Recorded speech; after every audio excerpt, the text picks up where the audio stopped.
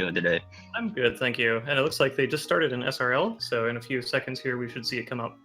All right.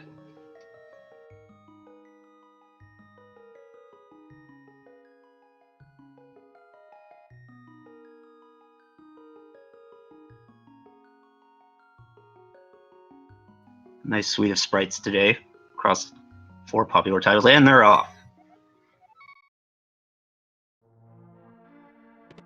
Yep, we have representation from Mega Man, Sonic, Metroid, and Final Fantasy. All great speed games as well. So all 4 runners opting to carry the sign up here to get this this kill on this blue guard and pull this first tree, see if they can get any items out of it. Oh, and it's bombs. That's exactly what they wanted to see. Very nice. Yes, these trees have dropped different items depending how many enemies you've killed before you do a pull on them, and I believe also whether or not you've taken damage. Yes.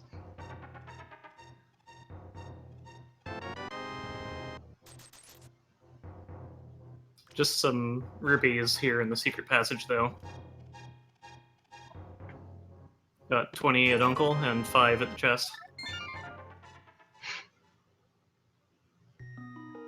Everybody opting to save and quit out after collecting the money. Yeah, it's pretty rough going into escape if you don't have a weapon of any sort. You know, they could use the bombs, but probably want to save that for the first few items in Kakariko. Definitely. The Chicken Lady's house, for one, the bottom of the well, and the Kakariko basement all require a bomb. Kakariko is usually stacked. There's always something there, usually. A lot of very easily accessible chests in the beginning.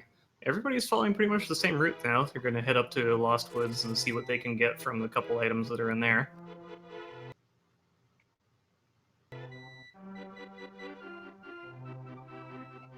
Looks like AceZer is going to go check the anxiety cave back here. Yeah, that's a good name for it. No, there's only anxiety if there's a progression item up there. Nope, just bombs. Just bombs. Aghanim not immediately required.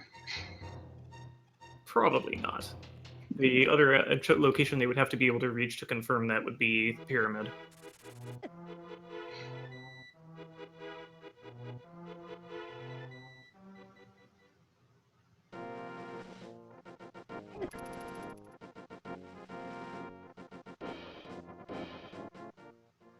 Nothing of importance on the ground at Lost Woods, it looks like.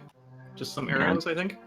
Arrow upgrade, I believe. Yeah, nothing worth pulling a few bushes for. Yep, and got a heart piece inside the lumberjack or the thief tree.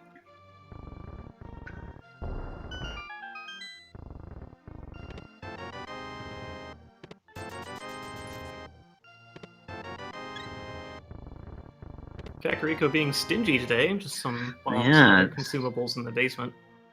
I already commentator's cursive by saying it would be stacked. We'll see.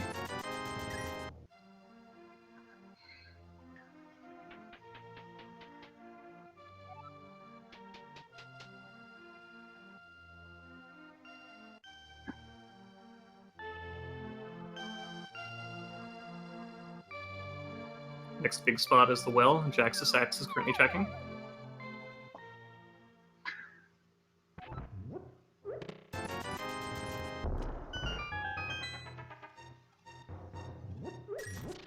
Lots of hearts and rupees so far. Let's see if these last 3 chests got anything. More hearts and more rupees. Oh, more of the same. Whole bunch of nothing so far, Kakariko. Yep. With the 100 rupees, they can at least check what the bottle vendor has, which at this rate is going to be more rupees.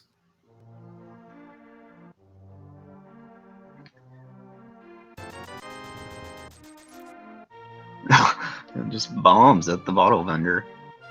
Wow. So this is a very stingy seed. Yeah, this is starting off pretty slow. Numberplay unfortunately misses the swag chicken. Alright, Numberplay finds the bloomerang at the chicken lady's house. It's something, I suppose. Yeah, it's a mediocre item, you know. Well, if you stun an item or stun an enemy and then kill it, they always drop one particular item, but that item is randomized. Normally it's, I believe, 1 green rupee.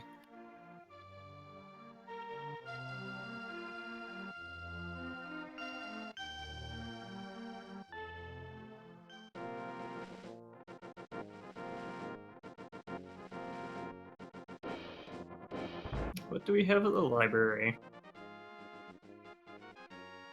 Didn't quite catch that. Ooh, I think it was the bow. If I'm not mistaken, we'll have another runner go there pretty soon.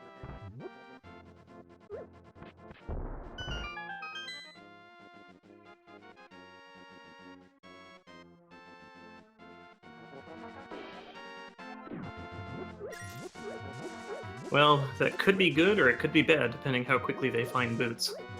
Yeah, I have a feeling. Well, we'll see. Nothing important at the race, unfortunately, just some more bombs. So, no real progression items yet. They haven't found anything that will let them progress further. Nope. They pretty much only know now that boots are required for this for the sea. That's the only thing they've gotten out of that whole swing there.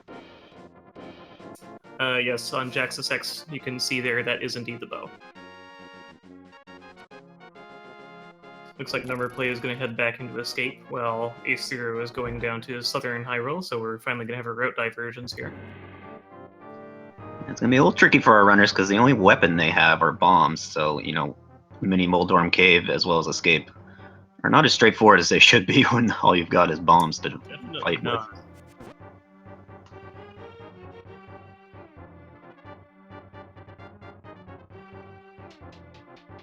But that boomerang will be nice to get a, you know, quick stun on the guys and then, you know, get a guaranteed bomb hit. Yep, certainly saves having to throw them around. And looks like... Ooh, Power Glove. Yep, a Power Glove. That could let them get into Death Mountain, but they would have to go through it lampless. And the logic does not require that, although it is certainly possible.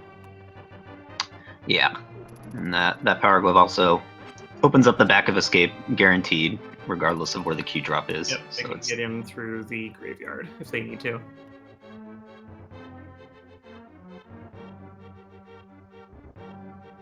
We have AceZer heading into the Mini Moldorm Cave. There's 5 items if he can get rid of all the Mini Moldorms.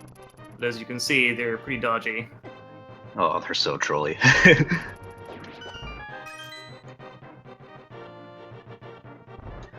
Just when you think you've got the bomb right on top of one, just make this quick juke and dodge you sometimes. But he makes it through. But so yeah, that was pretty clean. Well then. That is a whole pile of nothing. I usually like to call that one Hype Cave Light, but I think I'm going to take that back. This is Disappointment Cave today. Disappointment Cave Light. Alright, AceZer is going to continue on around to the Ice Cave. At this point, there's only really Ice Cave, Sahasrarlo's house, and the front of Eastern, I believe. Yeah, and Zora's in sequence with that glove find as well. If they're willing to fake flip her, yes.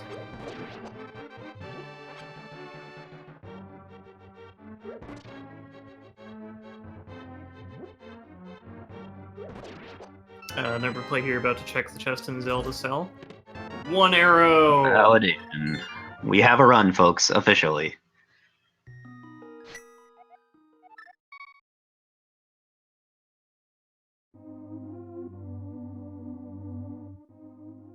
And at Ice Cave, we have rupees. So it looks like they're going to be off to the Eastern Palace area at this point. The Numberplay is checking the back of the sewers, so we can see the 3 chests that are there.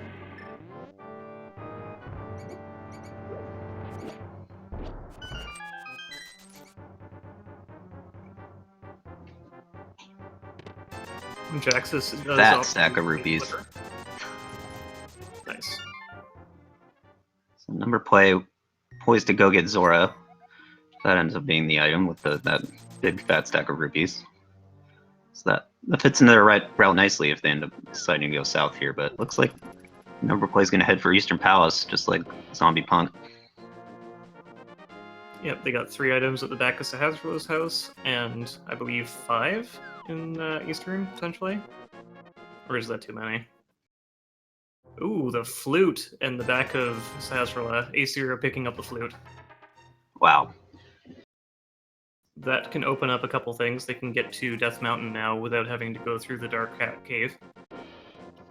Yep, so that puts another 2 items in sequence, I believe. Yes, they can check what's on the top of Spectacle Rock and pick up the item inside of it. And if they're willing to brave the Dark Cave, they can get the old man's item too.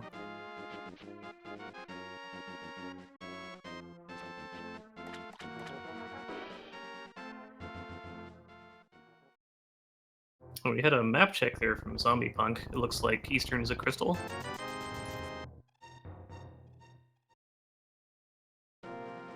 As Eastern is a crystal, Hera is a pendant. I didn't quite see what desert was.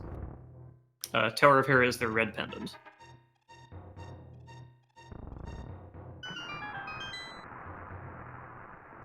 And Sahasrahla informing us that the Palace of Darkness has the green pendant. You can get a couple hints from some of the NPCs. Sahasrahla gives one. If you talk to the bomb shop character in the Dark World, he will tell you where crystals 5 and 6 are as well. Yeah, it's a neat little trick if you just want to, bypass that map check.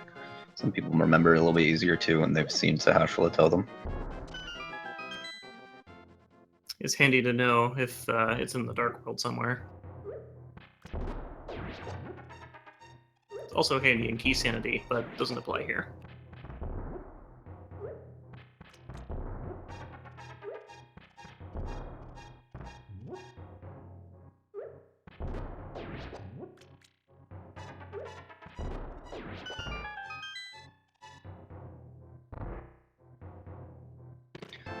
We're still waiting for our first real weapon. See if it shows up here in Eastern Palace or somewhere soon. Well, right side of Eastern just has a heart piece, so nothing there.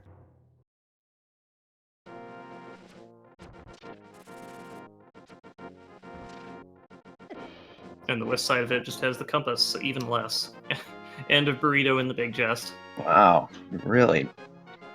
So Stingy seed, like you said. This is could very well be the very last chests in Eastern are what's going to take them forward. Yeah, and I mean this is out of sequence. It's, they have to go through this dark room here, so whatever they find in here. And I've been informed that the hobo under the bridge has the other glove upgrade. Oh wow, I totally missed that. That's huge. So that's a big sequence break. That could potentially, we'll see what happens, but It gives them Dark World access, although there's exactly not much for that without the Moon Pearl. AceZer here, braving the Dark Room, which is especially dangerous swordless, although you can use the boomerang as a visual cue. He needs to get the small key in this room, which he already has picked up, and get back out. Unfortunately, Numberplay taking a death there to the crabs. The crabs, they don't play no games. They do 2 full hearts of damage if you have green mail, which is kind of ridiculous for a light world enemy, honestly. Oh yeah, for sure. Especially with how fast and tricky they are. So nothing in that last chest of Eastern, so... No, so what AceZer did there is a damage boost. He bumped off the little tentacle monsters and used the iframes there to pick up the pot and stand on the switch.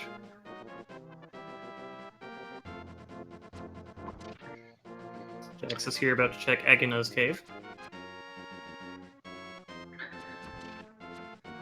That's nothing there, so yeah, we're only down to a few more chests in sequence. Just the one item within Spectacle Rock and Zora are the only things left in sequence, I believe, that we haven't seen. Pretty much, yeah, because they can pick up the rocks next to the witch's hut to get over there. Yep, exactly. So, kind of some awkward items, but I'm sure it looks like ZombiePunk's probably going to desert, so... You can check what's on the ledge pretty quickly. Yeah, it's a nice little check, and then go get that Agana item, which we know is nothing.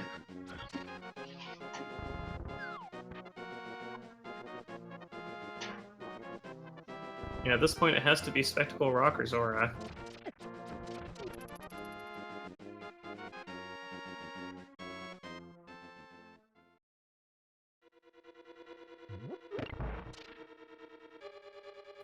And not surprisingly, all of our runners kind of putting off those two locations just because they're so out of the way and weird. Yeah, but if that's what the seed wants you to do.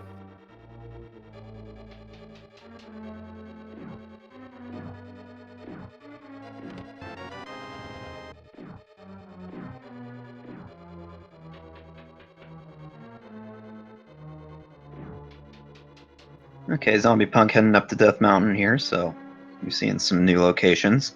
Gonna brave this dark room to get the old man, which will give him an item.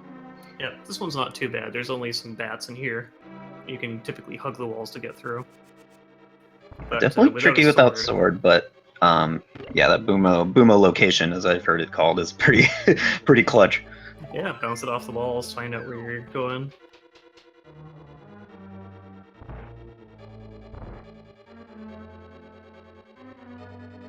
Didn't quite get the old man, looks like. He's probably gonna hit up. Oh, it's unfortunate. Although the old man is technically already rescued. Since the game doesn't really expect you to get up here without doing it the normal way. I actually didn't know that the old man was just there, even if you don't save him. If you use the flute to get up there, that's funny. Yeah, normally you have to, but yeah, but if you it makes sense within like the game's coding, but ooh, hook shot within nice. Spectacle Rock. So yeah, there's our progression. And that's pretty convenient because they can just get that hook shot and then drop down and get over to the east side, check a whole bunch of items. Yep, they can check the East Death Mountain Hype Cave for 7 items. Alright, AceZer picking up his hookshot, and ZombiePunk right behind him.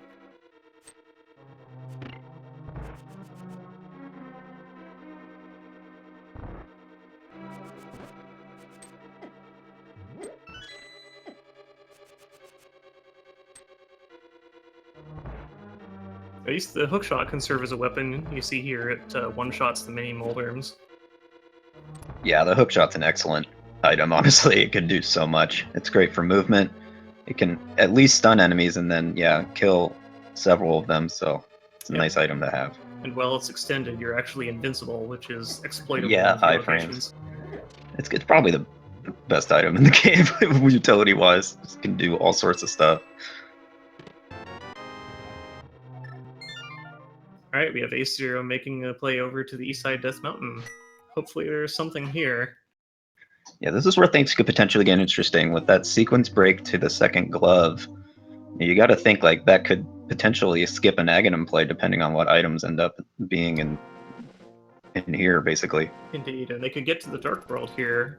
They can actually go into the Super Bunny Cave and perform its namesake glitch to get a couple of items, although that's obviously not included in the seed routing. Right.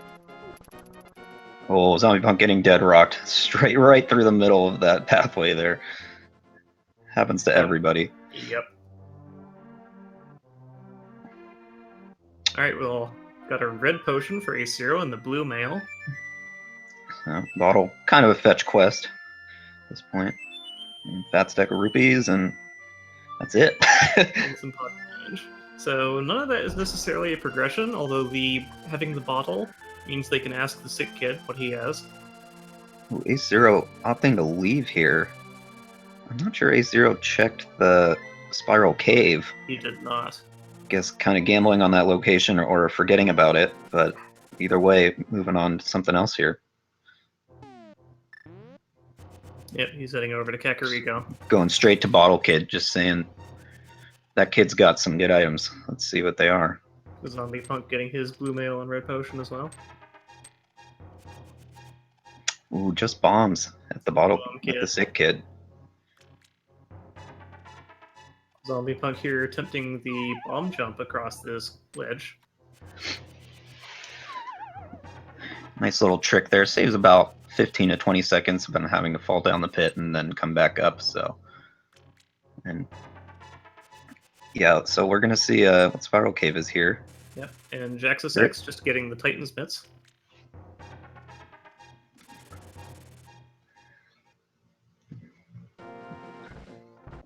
Well, ZombiePunk's going to check the spiral cave so we can see what's in here.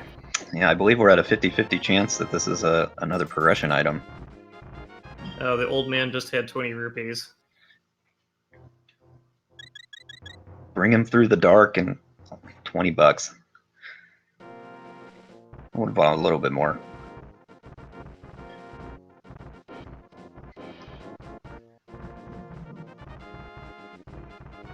And Spiral Whoa, Cave has the flips. flippers.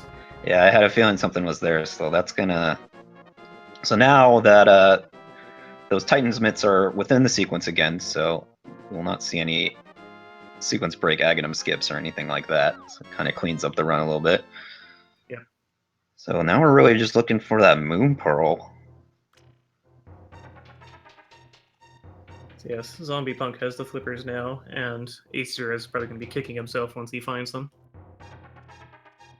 Yeah, Spiral Cave, easy to forget, and also kind of easy to just gamble on just because it's so long and Without kind the of weird boots, spot. especially. Yeah, I've seen many runners just opt to skip it just because they didn't want to go through all of that. Unfortunately, not working out. So the flippers probably means they can get into Zora, of course. There's a ledge item there, and there's also the 2 chests that are inside of the Waterfall Fairy Cave. Since in the vanilla game, that's where you get the red shield and the red boomerang. Those have been taken out, but you can instead get the 2 items there that are in chests for randomizer. Right. So yeah, we're down. We got 4 items basically in that northeast light world. Yep. One of them has progression, we know. So we'll see which one it is. Just 20 on the Lake Hylia Island, so they won't need to come back to that.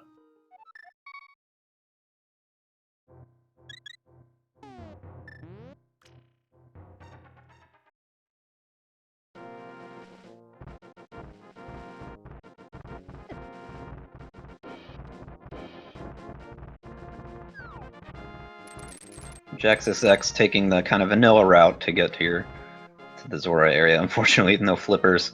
Gonna have to come back here at some point unless Zora has the item that we're looking for. So kind of like a 1 in 4 chance here for Jaxus. Well, it seems like there's going to be something else important up here. Just given the routing. Oh, lamp on that little ledge there. Yes, that's pretty big. Required by the logic, although not technically required if you can do lampless strats. Yeah, and it kind of depends on whether, Fire Rod's locked behind some things, True, so, there are certain yeah. locations that require you to light torches, and you need either the lamp or the fire rod. Just 20 rupees and a bomb capacity upgrade inside the waterfall cave.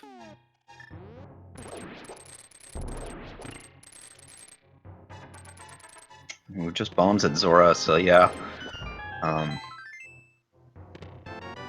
It's that waterfall cave.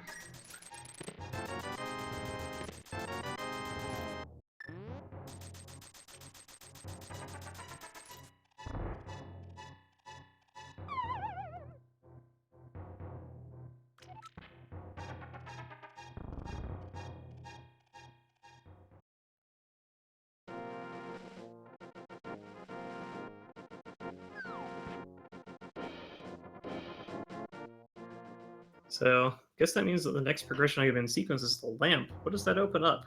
Oh, it's the dark room in Escape. I think that's all that's left. Yeah. Good point. Yeah, There's that's where the next item is. We've already seen all the other dark items. Right. So we just had 20. Nothing important in Eastern. Yeah, so kind of a convoluted little logic here. That's often in this case with randomizer, but nice little puzzle for our runners. Fairly linear so far, but with it being so stingy early on, later they should get a whole bunch of nice items at once. Should.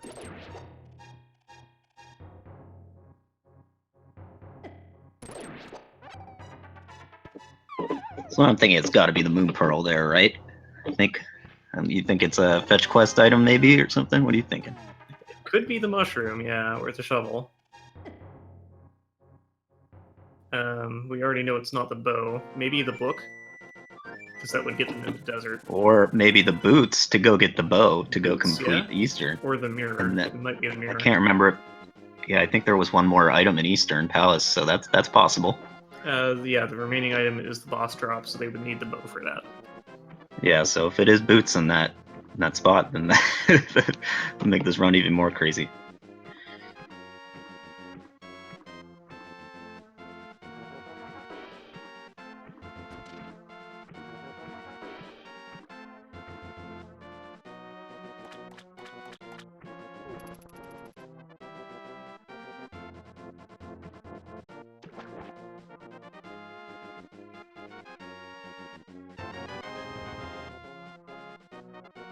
Oh, we have Crystal 4 at Desert Palace.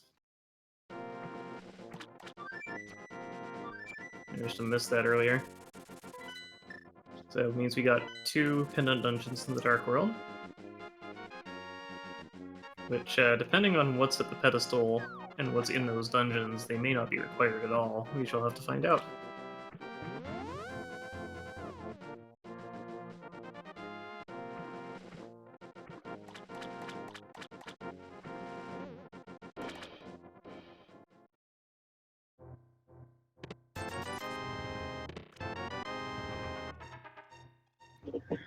So yeah, I imagine ZombiePunk will be our first to explore that one item. Let's see if he goes for a death warp here after completing this. Well, Numberplay is coming up. He's going to be the first one to pick up the lamp. Oh, you're He's correct. actually got the flippers and is in the Zors River area. Yeah, you're right. But, I think no, ZombiePunk has it, I believe, right? I don't think he picked up Oh, the... he didn't go pick it up? Okay. I don't think he had the flippers at the time. Yeah, maybe you're right. No, he's got it. ZombiePunk does have the lamp. Oh, okay. Yeah, so I think he'll take a death warp here probably and check that middle item. Or save and quit. That works as well. Let's see, with the full hearts, it's probably just about the same time, just walking back. But oh no, going for a different item here. Go into the castle sewers from behind, perhaps. Yeah. I believe and then with that lamp was in one of those 3 chests, so he could simply do that backwards. Right. Yeah, if he hasn't checked this yet, this is actually a nice route.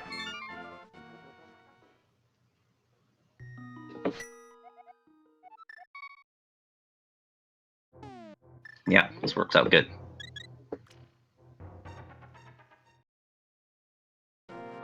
Oh, AceZero getting trolled by the sky cabbages. Takes a death on Death Mountain, is aptly named. Darn. It is quite unfortunate, because I don't think he rescued the old man, since he does not have the lamp. But he could just flip back, so no big deal. Yeah, not a huge time loss. Alright, so we're coming up on this chest. I'm open for boots. I kind of want to see boots here. I think that'd be funny. I'm thinking mirror, but let's take a look.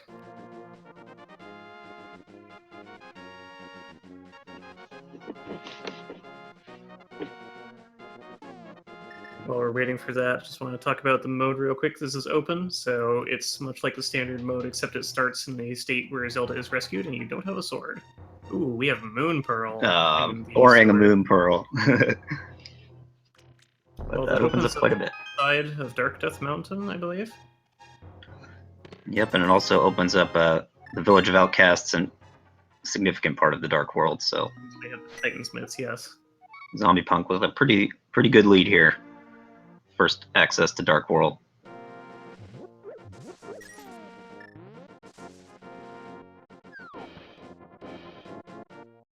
Oh, we have AceZero doing the Super Bunny glitch. So here, if you were in the Dark World as a bunny and you fall down a pit, that's never really supposed to happen, so the game doesn't know how to interpret it, and it gives you some of your abilities back, importantly including the ability to push blocks and the ability to open chests as a bunny, which lets you get the 2 chests that are in this cave. And that is referred to as the Super Bunny glitch, which gets the red meringue and 20 rupees. So not paying off this time. Yeah, too bad. It was honestly a pretty good sequence break there because of where the Moon Pearl ended up being the next progression items. But it makes a lot of sense. It's a good chance there was something there. It's not a particularly difficult glitch to pull off. You just need to fall down a pit. We're checking on Turtle Rock here. It is Quake at Turtle Rock.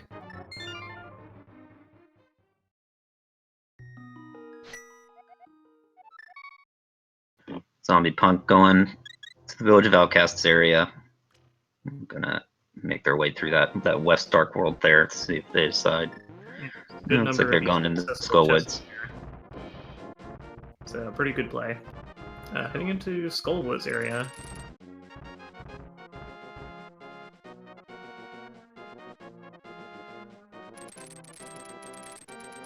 Yeah, Skullwoods being a value woods in some of the previous iterations of the game, and often with this one as well.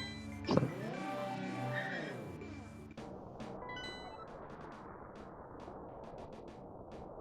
See what we've got in here. So the room to the right of where ZombiePunk is. Ooh, Samaria in the first chest. Wow, see, value woods, man.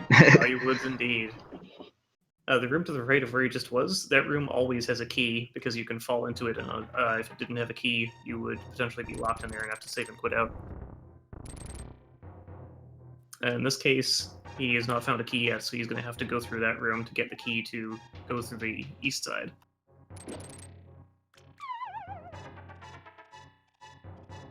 Numberplay here doing the Super Bunny Cave the intended way. Yeah, Numberplay able to do the hookshot cave as well, because they've got the moon pearls, so it's quite a few chests up on the seaside.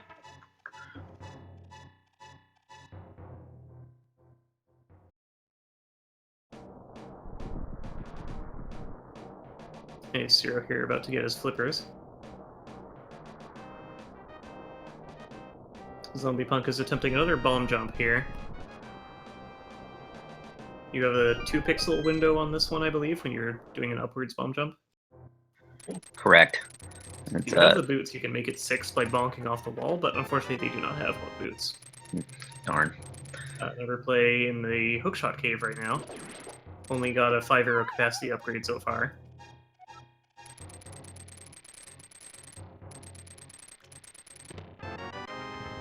Red mail. Well, now we're supersonic racing over here. And a green potion. Yeah, so not much value on that East Death Mountain, so you gotta imagine it's where ZombiePunk is. Yeah, red mail is helpful, closer but by doesn't to him. get you anywhere. No, but it is nice to have. You know, especially once early you're on, yeah. right. Early Dark World enemies can really chunk your health away pretty quick.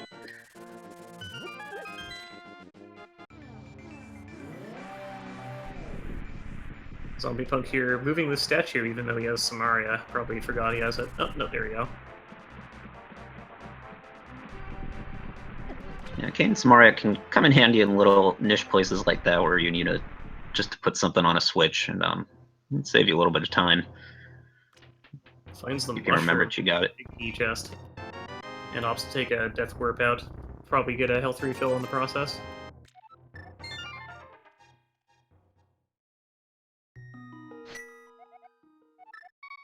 Pressing down a little too early there. You don't want to accidentally pick save and quit.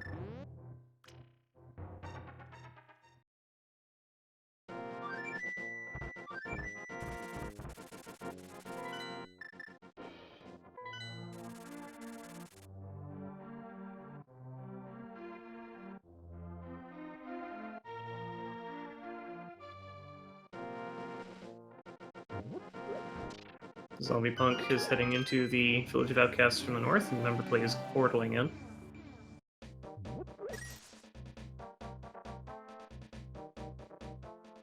Oh, nope. Numberplay is off to Skullwoods as well, where he'll get his King of Samaria, so it'll be a good play.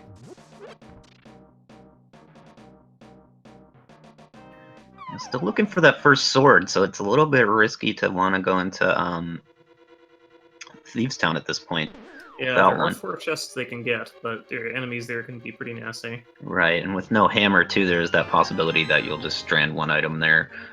Although with the new logic, that is less likely than it used to be, in which keys can actually get locked within the chests that they open, so We'll see what ZombiePunk decides to do. He could technically fight blind, because I believe blind can take damage from Samaria blocks. That would be an extremely annoying fight to do, though.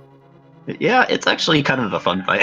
I kind of like fighting him with Samaria. It's pretty safe, and it's not. It's a lot easier than using hammer or something like that. Oh, for sure. It's he nice has that he option. takes the same damage from everything, so it doesn't really matter that much. Right, and the block you can kind of just put there, and he just runs into it. It's kind of fun. This pattern is nice and predictable.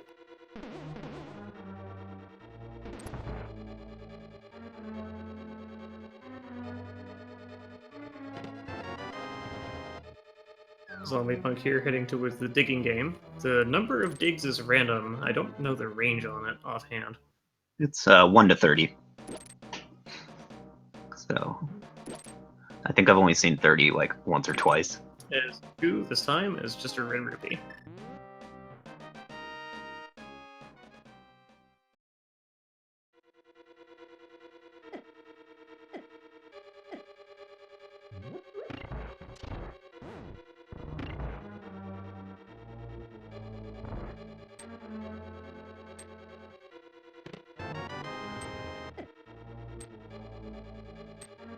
ZombiePunk picking up the Frogsmith right now.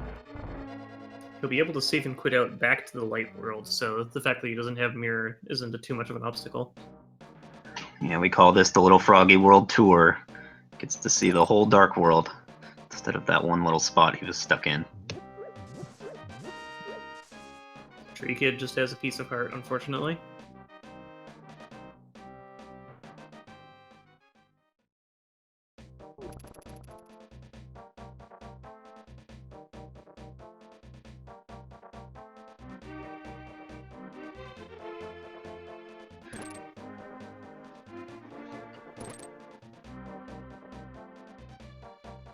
So Mega Man turns into the X-hologram when bunnied, apparently. That's pretty awesome. Looks like ZombiePunk is going to check where Crystals 5 and 6 are. Oh, and bought some bombs too. No, I always like when the bomb shops... Yeah, I like when the bomb shop's used for its intended purpose. Who buys bombs at the bomb shop?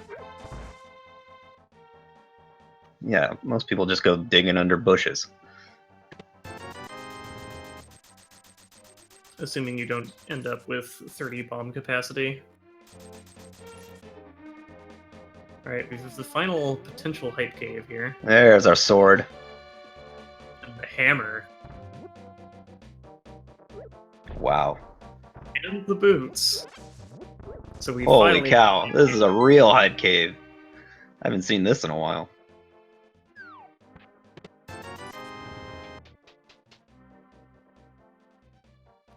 So this routing ended up working out pretty well for ZombiePunk, because now they can go into Thieves Town and not have any risk at all at, you know, stranding an item or having a difficult blind fight, so... Yep. And if they go get the bow, that means they can do Palace of Darkness as well. Yeah, that just blew the seed wide open, honestly. That was the hypest cave I've seen in a while. The hypest hype cave, rather. He's gonna go return the Smith first. Don't want to take him around for too long because he prevents you going in certain buildings.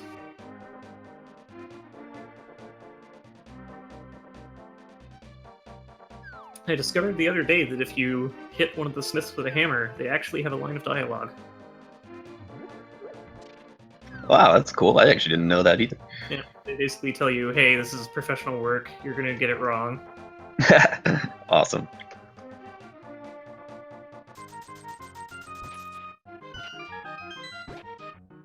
Looks like we're gonna see a fake powder trick by ZombiePunk.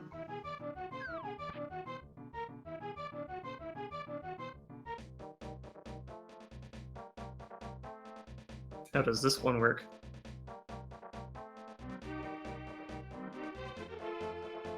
Well, apparently it doesn't, because he's leaving without anything.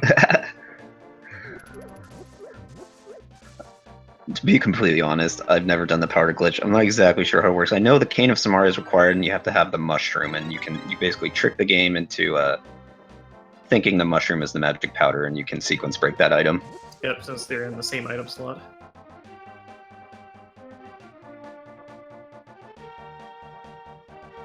But ZombiePunk opted to go get that bow, try some other things.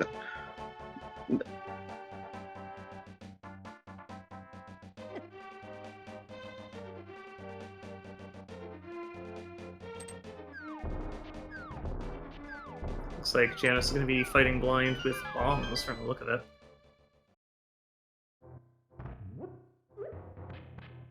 Yeah, that's gonna be tough. We'll He's see got how plenty this of goes. bombs, but it's going to be hard. Don't think the hookshot's going to work on him. Yeah, he's realized his mistake and is just going to hug blind until he gets taken out. Yeah. AceZer also taking a death on Skullwoods, but I think that might have been intentional. Yes, that was intentional. You know, succinct deaths. ZombiePunk For different successfully reasons. pulls off fake powder this time, but his reward is just bombs. Yeah. Not much there.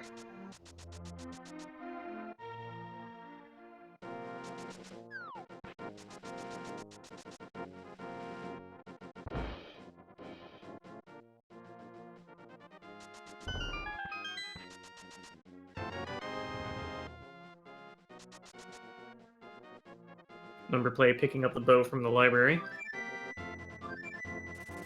That'll come in handy for clearing both Eastern and Palace of Darkness. Yeah, Palace of Darkness being the green pendant, it's quite a bit of items there, you know, with the 5 items of the dungeon itself, and then the green pendant being an extra item if you decide to complete the dungeon. So I wouldn't be surprised if our runners go there pretty soon, even though it is a pendant dungeon. Bit of a gamble, but could pay off pretty well, especially because they have what they need to more or less full clear it. Right, and there's not many options left as far as dungeon goes at this point. We've seen pretty much all of them that can access. Numberplay is heading into Misery Mire from the look of it. He does have the Kano Samaria, the hookshot, so he should be able to get through. So that being Quake, they can get in there. That's nice. Yep, both dungeons turned out to be Quake this time.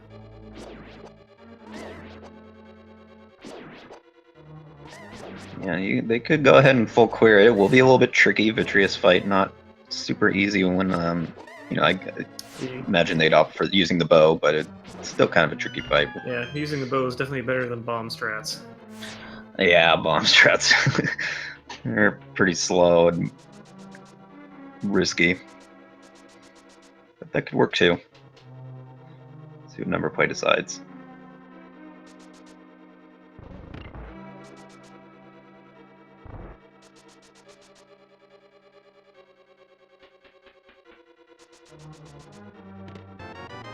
It's got the big key to Misery Mire, so you can check the big chest now. And that's really where you want to see the big key when you're trying to go mode this dungeon, but yeah, if you want it early on, saves you having to backtrack too much later on. Of course, every time you're planning to full clear the dungeon, that's where the big key is every time. Oh, naturally.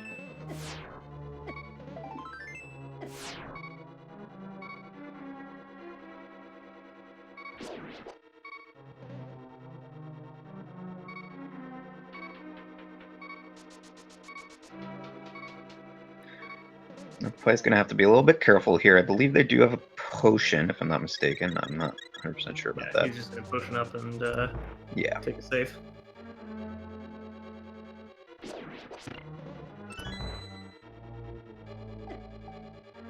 Hitting that crystal switch will let him go back and check the 2 chests plus the big chest. The Mire's a little bit interesting in that you can kind of take us several little slightly different routes to get through it and get to all the chests. They're all kind of awkwardly placed, but everybody kind of has their different ways of doing it. Yes, it's a very circuitous dungeon. Yeah, it really is. Jaxus might be checking the pyramid here. Officially means that we will not be seeing Ganon 1 this run. Yeah, JaxusX giving the frog the best world tour of. Well, the best would be going all the way to Catfish. I don't know if he'll do that, but we'll see.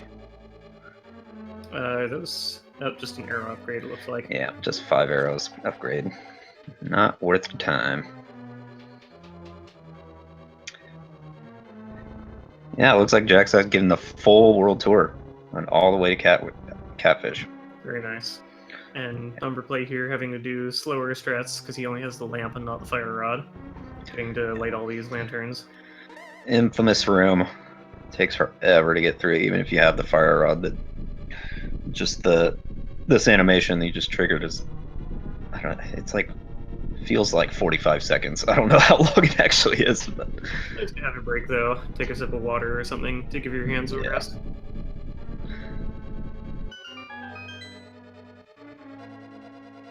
ZombiePunk picking up that key there means that even if he didn't have the bow, he would not be immediately locked out in this dungeon. Oh, just a compass behind that slow location. And just you hate to see that. arrow capacity from Catfish. It's quite a long detour for such disappointment. Yeah. But the frog's happy. Got a free tour. Got to see the Catfish, the Northwest Dark World. He gets to fly. Yeah, he's really good. He's getting it all. He's the real winner here. The dwarf / frog.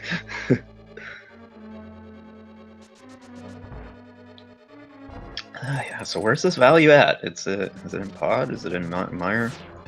It's got to be coming up soon on one of our runner screens.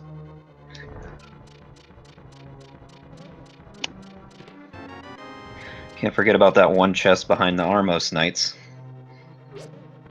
Yep, whatever item they drop, because we already saw the map and the compass in that dungeon, so we know they have to have something.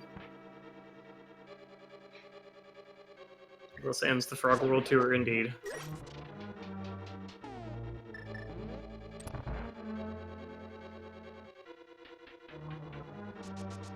Well, here's the pod big key.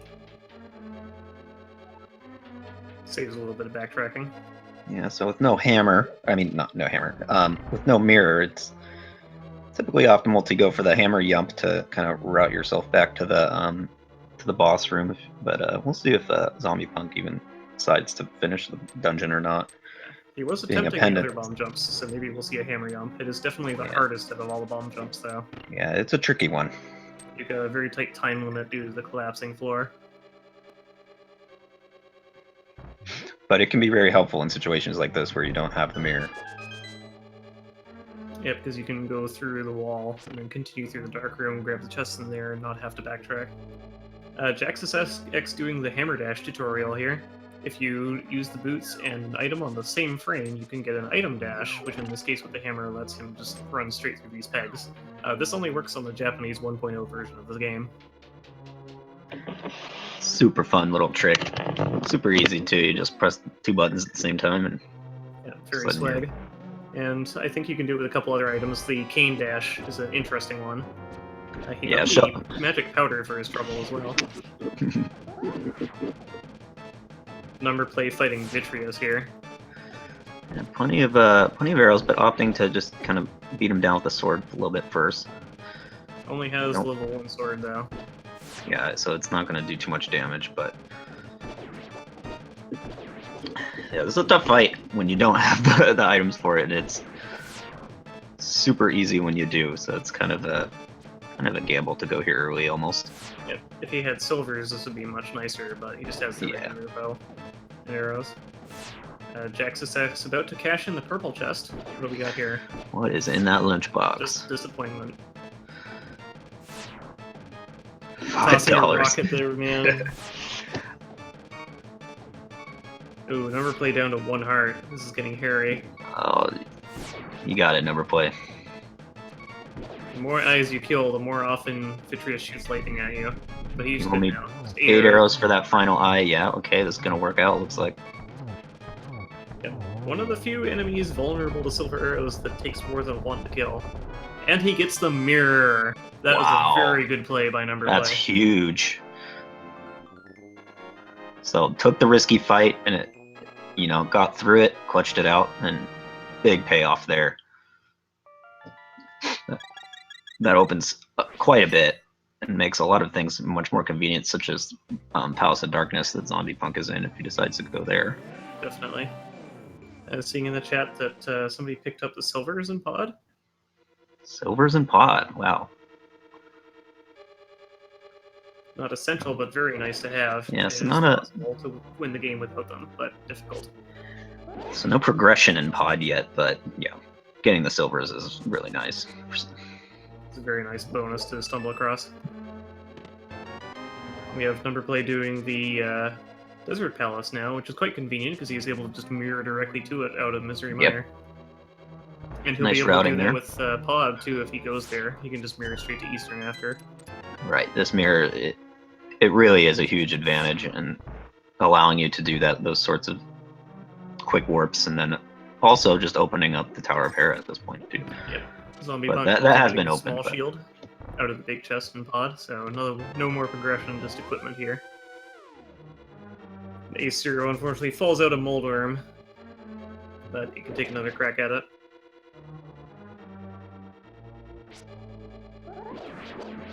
Since Hammer has the power of the Tempered Sword, it's a lot easier. Well, it takes fewer hits anyway, 3 instead of 6. Yeah, and even the best of us fall to Moldorm. He's a tricky boss. Just a shovel behind there, so another fetch quest. Yep, it may or may not be useful. Same for that red pendant that was taken. It may or may not come in handy. Yeah, that's the story of Rando. May or may not be valuable. We don't have the book, so we won't be able to check. Oh, dead rocks. When will you stop torturing our runners? Probably never. Yeah, never. That's the answer.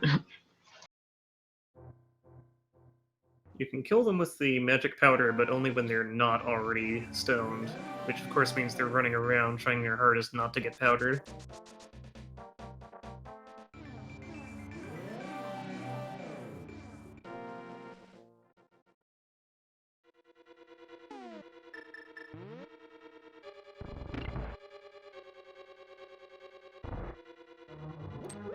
Remind me, where was that Quake medallion that Numberplay has? I don't recall. Yeah, that was ended up being such a huge item here because that gave him access to that mirror. It doesn't look like any of our other runners have it. I'm just puzzled as to where it was.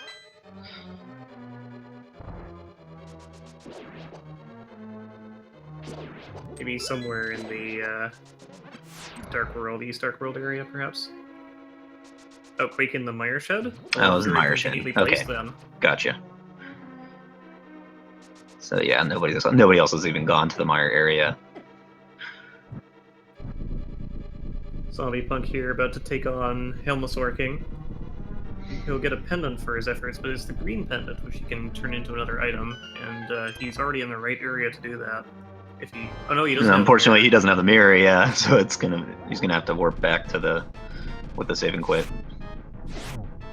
But it's not a big deal if he decides to go to Armos Knights. Then he just kind of get it on the way and do that. Yeah, he does have the bow. It's definitely an option for him. And he has silvers, so buy Helmosaur. Yeah.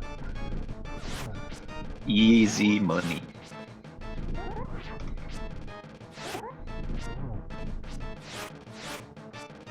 Numberplay doing the vanilla, more or less, Glenmolas fight with just the fighter sword. Yeah, he's a little bit low on arrows, unfortunately, so he can't use arrows. Arrows do 2 points of damage, where the fighter sword only do 1 against Landmolus. The spins do 2 as well, so it's.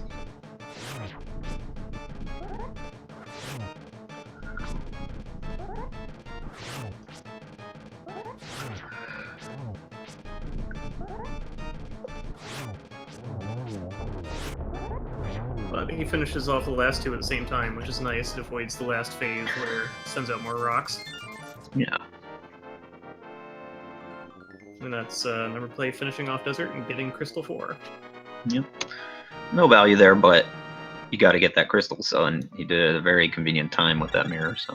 And AceZer here is in the Mire area, so he's going to grab his Quake medallion quite soon, and may or may not head into Mire with it. Yeah, we'll see. Like we said, it is kind of a risky play when you're a little bit under-equipped because of how difficult the dungeon is. But it's a huge payoff in this particular seed. More or less required, really, given what they have and what they don't have. Yep, Ace is going to head in, and that's the right play. He will be quite happy to finish it out. ZombiePunk here looks like he's going to go finish off Eastern. It looks like that green pendant was a sword upgrade, so some value there at Shahabadoo. Nice.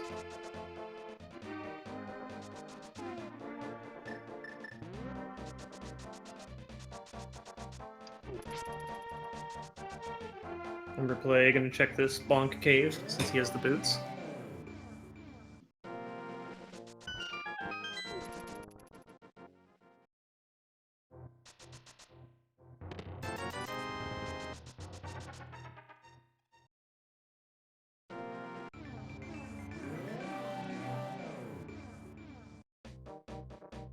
So I'm also being told that the dig spot in the Haunted Grove was also a sword upgrade.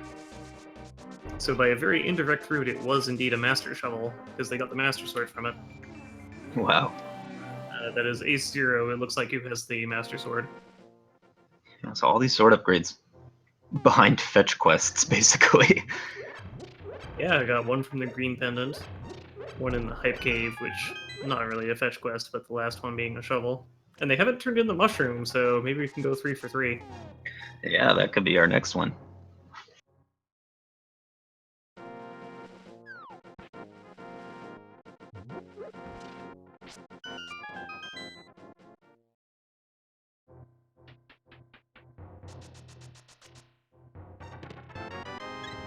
They do need at least the Master Sword to finish the game, since Ganon doesn't take any damage at all from the Fighter Sword.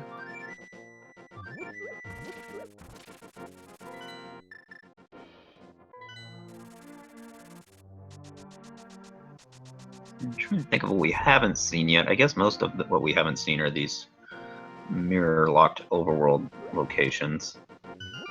And then, you know, we'll see the item at Armos Knights shortly, but not too many locations left. We haven't seen Swamp Palace yet, because Numberplay is the only one who can get Oh, there. correct. That's right. Swamp Palace, totally forgot. And Ice Palace. I don't think we've had a Dark World map check either, so we don't really know what most of these places are. If we did, I missed it. Yeah, so I bet Numberplay is going to go for this little overworld swing over here. With the mirror, can pretty much access all of those items and then head into Swamp Palace and do some nice routing.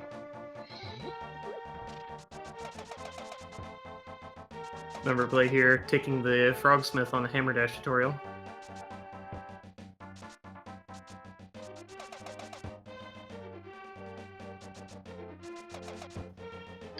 And the Frogsmith, being the Breadsmith as well, he does have a hammer, so maybe he's learning something new, how he can use that hammer.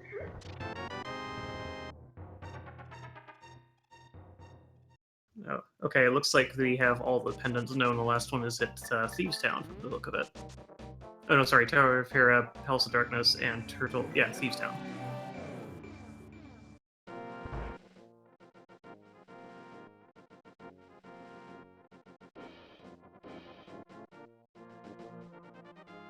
ZombiePunk taking out the Harmless Knights quite easily with the silvers. 1 each is all you need.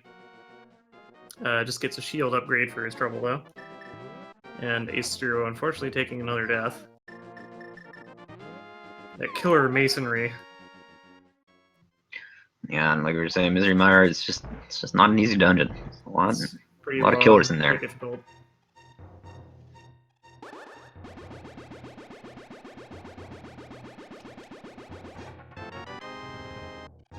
ZombiePunk here turning in the mushroom. We'll see what the witch has for him.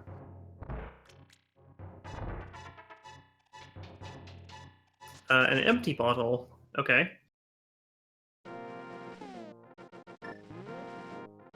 Sample bottle to buy a potion with, I guess. Fill it yourself.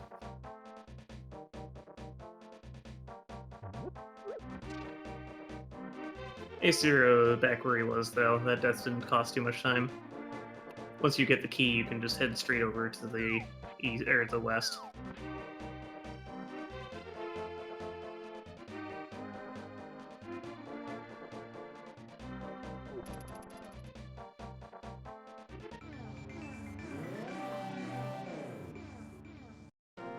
Alright, we got the cave south of the grove. Just some rupees. $20 in that cave.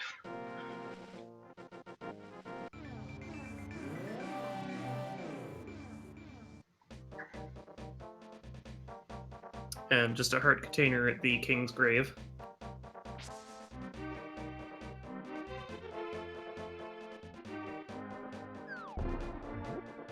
So Turtle Rock being crystal means that they're going to need both fire and ice rods, and we haven't seen either.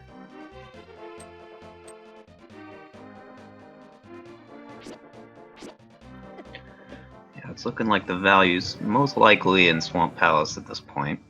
Could be. It does have 6 We'll global see. item pool items. Right, and Numberplay by quite a bit is the only one able to access that. You know, AceZer going to get there pretty soon, but pretty significant lead here for Numberplay. Yep, Jaxus getting his Master Sword.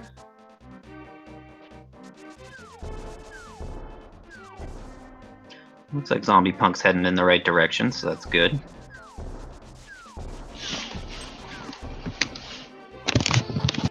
Checking the medallion, but fortunately he'll be on top of it very soon.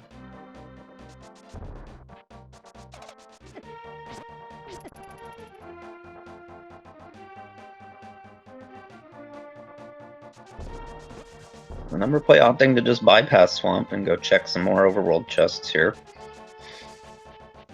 Interesting routing. And these version 28 dungeons typically have a lot more value than the overworld does, but you know, you never know when it's going to be that seed where it just flips the meta on you. Yep. So. And Numberplay also doing an item speed glitch there. If you use the boots and the hookshot on the same frame on one of those stairs that does not lock your movement, then when you come off of the stairs, you will be in that super speed state where you can't swing your sword, but you move a lot faster. Yeah, you basically move at the speed of a dash, but you don't have to do the individual startup dashes for each turn. So it's a neat little trick and saves you quite a bit of time. Yep, although that one is also Japanese 1.0 exclusive, since it's effectively the same cause as the Hammer Dash. Just using 2 items on the same frame and making fun things happen. AceZer taking Bolt of Lightning to the face, but he's got the red mail, he's fine. Yep, so they're going to get their mirror. I'll be happy to see that. Numberplay filling up on blue potions. Good form of safety. And after you've bought the bottle vendor and Kiki and Zora, there's not a whole lot else to use money on. Oh, Jaxus getting grabbed by the Wallmaster. Oh. Yeah, that may have been intentional, though. Yeah, it was an intentional one. Interesting. Well, if you don't have mirror, it's the next best way to get back to Yeah, I guess so.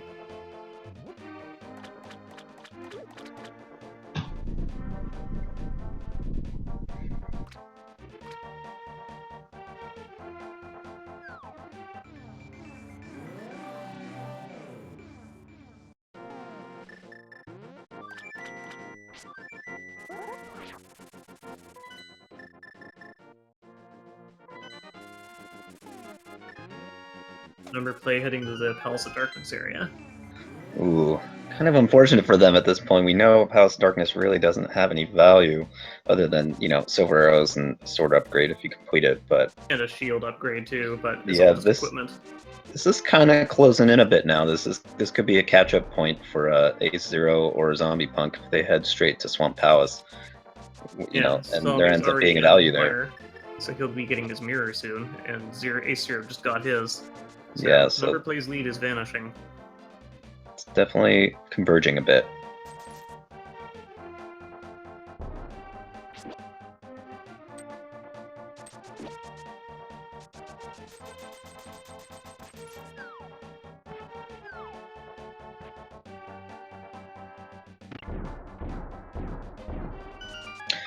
But, you know, at this point, Pedestal's definitely not dead. It's quite alive. We have several items left that are required. And we haven't been able to check it because no book yet. Right, and Pedestal is fully accessible at this point. Like, all of the pendant dungeons are defeatable, so Yeah, we've already seen some of them defeated too. yeah, there could be a fire rod and ice rod there.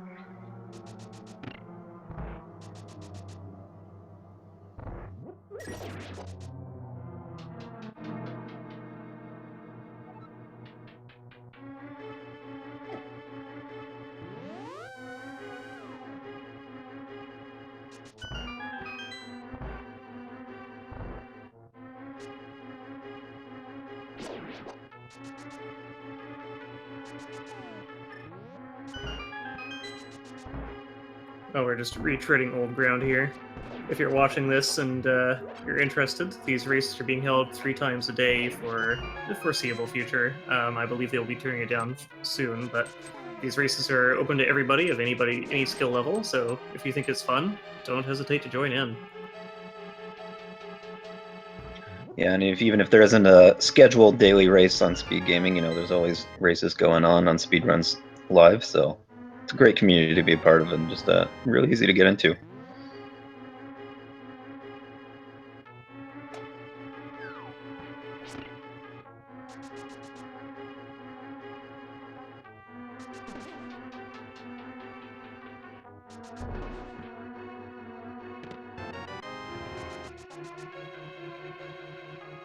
ZombiePunk here coming up on Vitreous. He'll be getting his mirror. Meanwhile, AceZer is taking out Lenmolas. He's got the Master Sword at least, so this should go a bit faster for him. Yeah, I'm not sure what the damage numbers are, but they're definitely a lot faster with the Master Sword than it is with the Fire Sword, especially if you're using spins. Definitely, usually a spin will double your damage. And you've got all that time to charge up while Lenmolas is underground, so no reason not to. The ZombiePunk with the silver is making very short work of Vitreous. Yeah, nice little time save there. So yeah, it'll be interesting to see where AceZer decides to go next. This is kind of a big turning point potentially for the race between our 4 runners here. Yeah, definitely all coming together.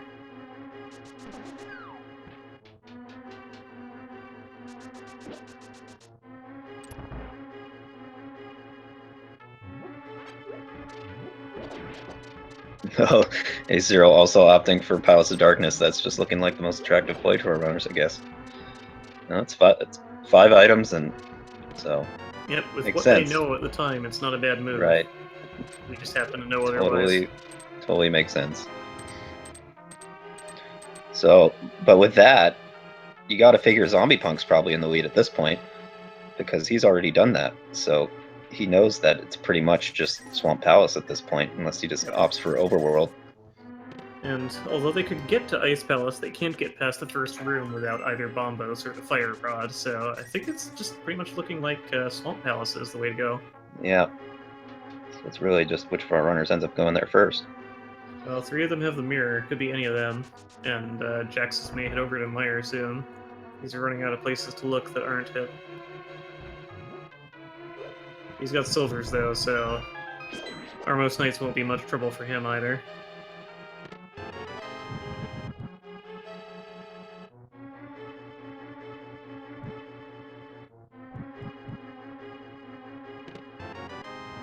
They could enter Turtle Rock as well, although without the Fire Rod, they would not be able to get a couple of chests on the right-hand side. Yeah, it would be quite a significant gamble. I think, you could get 1 or 2 items there, but you definitely cannot finish the whole dungeon. We would need to find a key in the bottom left chest to be able to get anywhere.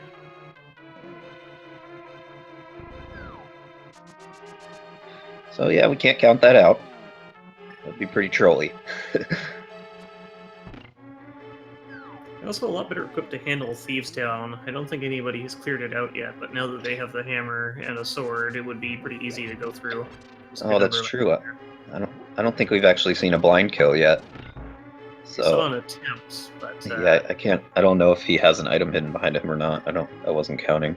yeah, Jaxus got almost all the way through and then didn't have a suitable weapon to take on blind with.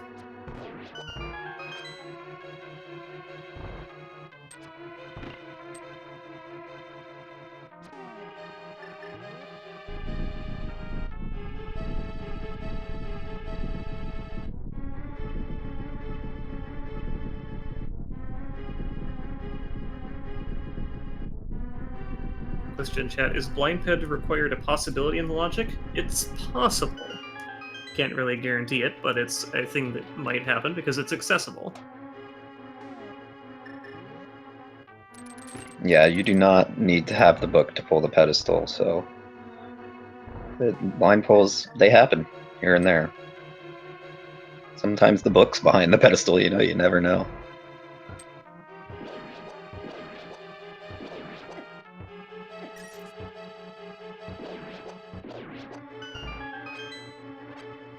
It might be something important, it might be a progression item.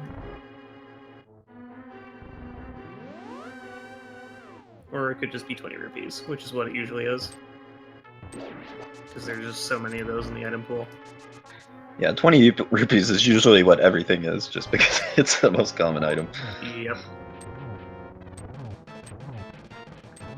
And JaxusX is indeed inside Misery Mire, so we'll have everybody with a mirror quite soon.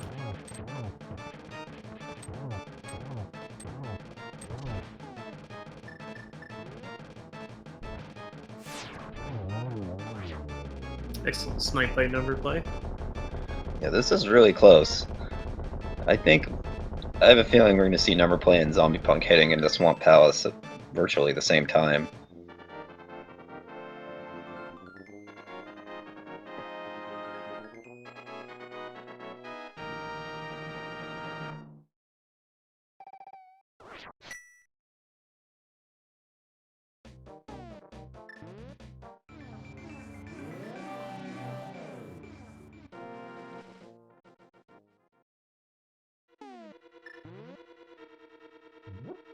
Somebody's gonna go check the checkerboard cave. Yeah, Numberplay opting to go to Eastern Palace next. Gonna go get their crystal there. This room Janice is in right now, the fishbone room, is not actually required. You can, in any mode, avoid this entirely, because it costs a key to get in, and the only thing you get is another key and a crystal switch. But you can just go west in the first big room and get to a crystal switch instead.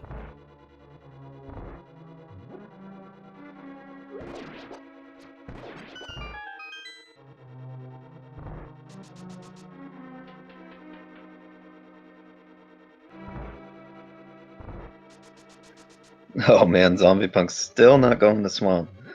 They can go up to Death Mountain. I don't think they've checked Tower of Hera yet, so Yep, they could be hoping for something there, but we know there's nothing there. But, you know, like we said, pedestal definitely not dead, so you know, if they decide to kill Mordor, it might pay off later, who knows. We've only had one Moldorm kill so far by AceZer0187, but he Yeah, hasn't done any of the other pendant dungeons yet. And this potentially sets up a quick dip into Turtle Rock for ZombiePunk as well, just to get, the maybe 1 or 2 items that are exposed there pre-Fire Rod.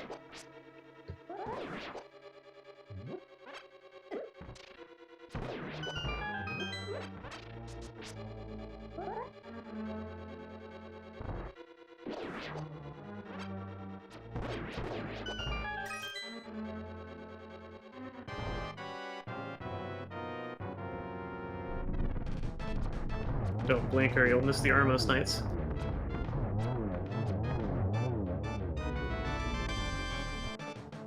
Where'd they go?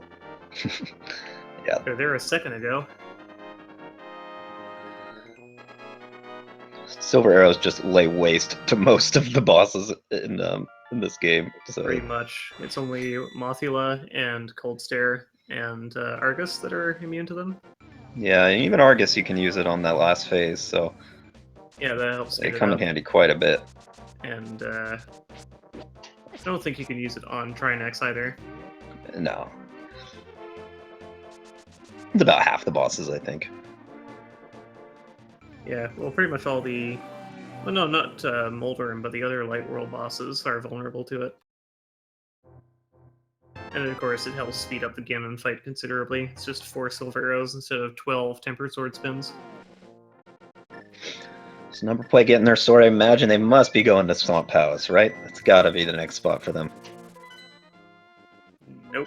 None of our runners have gone there. Nope, going to Death Mountain, also taking the same route that ZombiePunk did, so I think ZombiePunk back in the lead again. It's really just about who gets forced in the Swamp Palace first at this point, unless it's in that Turtle Rock or pedestal. So It could certainly be in one of those particularly trolly locations. yeah, so I know chat's hoping for that, but yeah, it's interesting that they're all putting off Swamp so long. It is a long and slow dungeon that can be pretty annoying sometimes. So Yeah, but it has quite a lot of global item pool items in it, so yeah, it's 6 quite a items potential to pay off. And the only thing you really need for it is the hammer and the hook shot and the flippers, of course. and the mirror, which they have all of.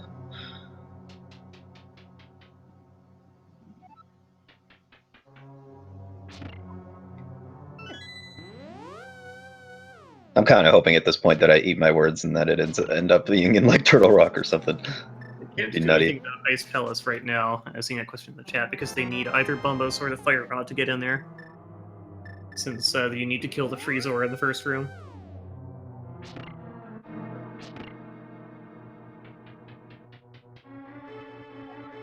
So with this, ZombiePunk is going to have 2 pendants. The last one's at Thieves Town, which is certainly accessible if he feels like doing a blind pull.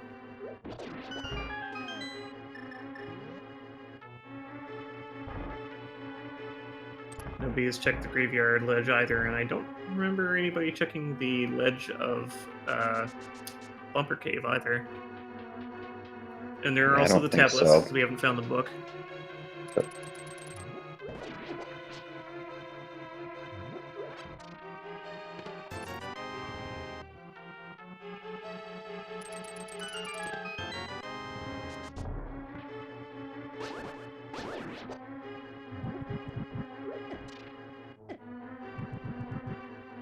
Well, it could be Zombie going down to Thieves Town. Yeah, I believe that's where he's going. Interesting choices here. He might just be beelining for that pedestal at this point. Just going for that gamble, you know. It's something where it's the ultimate gamble, right? Like if you just go for it, blind pedestal is pretty much up there, along with doing an early Aghanim when you don't right? know that you have to. But it's one of those things where it's like, well, if it pays off, and you get to skip Swamp Palace, you know, or skip a significant portion of Swamp Palace, that's a huge time save, and everybody else has to do it eventually. They still need both rods at this point. They don't need any more medallions. They have all the medallions they need. Yeah, it's basically just Fire Rod and Ice Rod to go mode. Yeah, if they have those, they're good.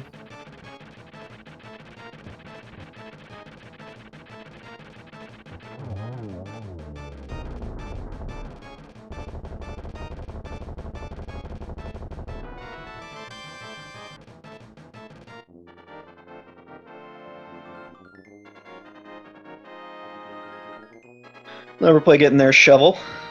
Decide to go dig that spot. They'll get another sword upgrade.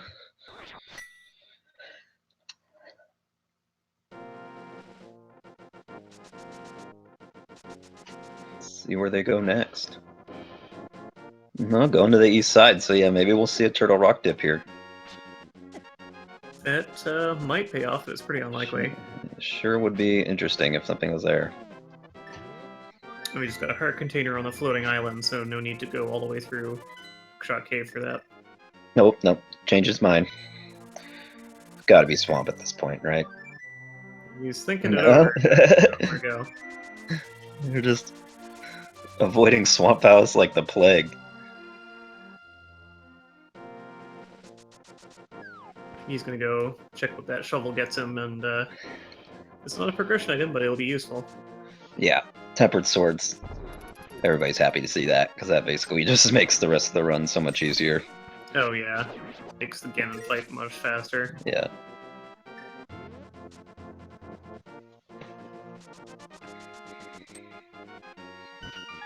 Yeah, this is interesting. I can't believe none of them have opted for Swamp. At this rate, we might see a blind pedestal pull before Swamp, which is quite the interesting choice. Yeah.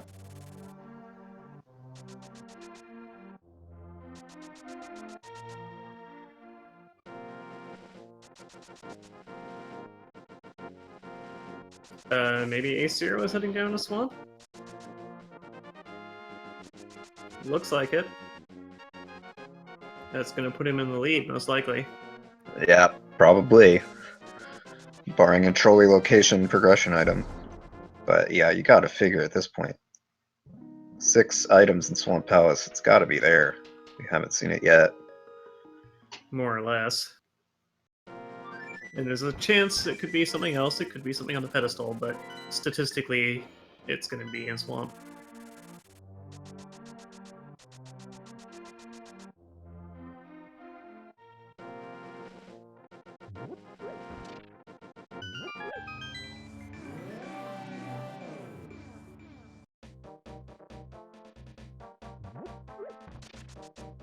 Janice here is just gonna finish out Desert Palace.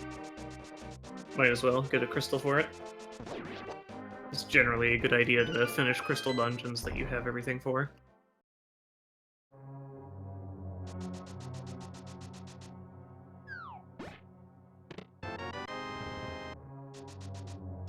But here we go, we're finally in Swamp Palace, so we'll have to find out what's in it. That chest there always has a small key, though.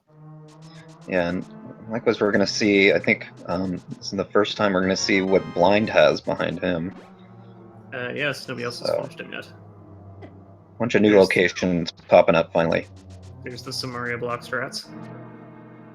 Yeah. Cool little strat.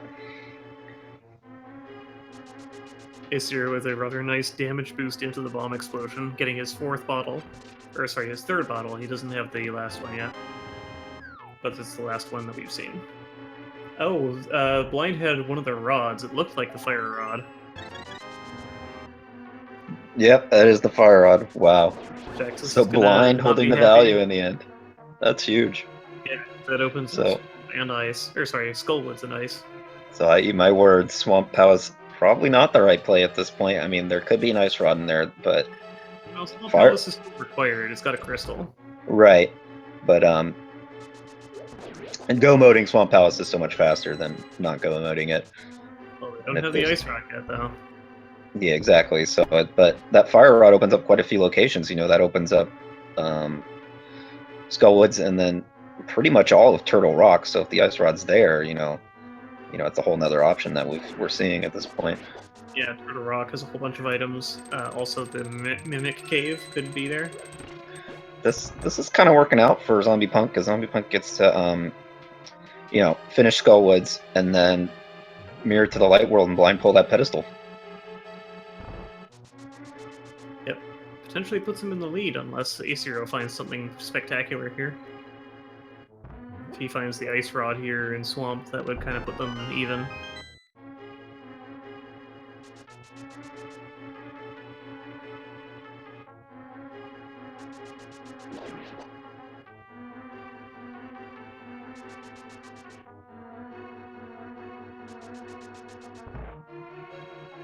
I'm hearing that AceZer picked up the book. The book. Okay, so the book kind of serves as a fetch quest at this point for 2 items. But, at this point we're just looking for that ice rod, so it's just wherever it happens to be. If it's under one of those tablets, then that'll be huge. Yep, good to have.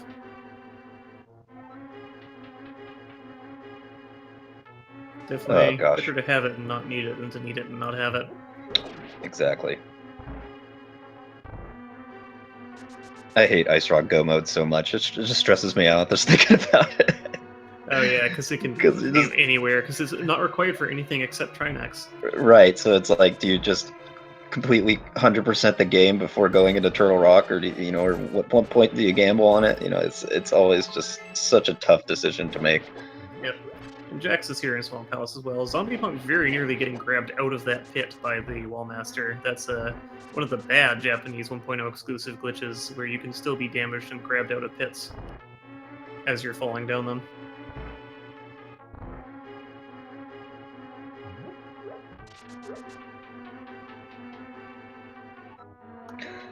ZombiePunk fighting the Big Bag Moth had a pretty darn clean fight there, using the fire rod and a potion to Yep, he just gets a burrito for his reward, though. Yeah, but need that crystal, so good stuff. Worth time.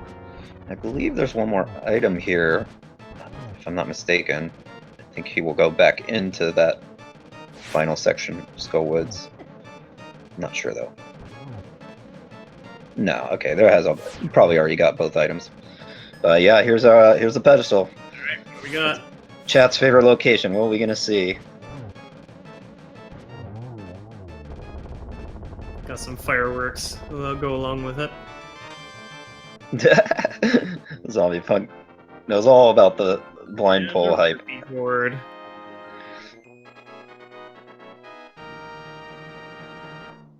Well, I think Zombie's going to be buying us pizza when this is all over. Yep. 100 rupees for each pendant dungeon you cleared. Totally worth it. Yeah, so... Ped's dead. Easter Rip. getting the map and the compass in the same room. So where is that ice rod? Well, there's the blue cane in the hidden chest in the waterfall room. Yeah, so that makes the spike cave and a much easier option to explore at this point. I don't believe any of our runners have gone there yet. Yeah, nobody else has had the magic cape or the blue cane.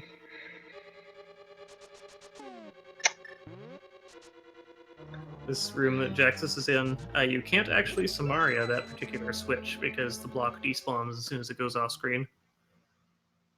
So you have to do it the intended way there. AceZer here is going to have a pretty easy time. The tempered sword one-shots the popcorn.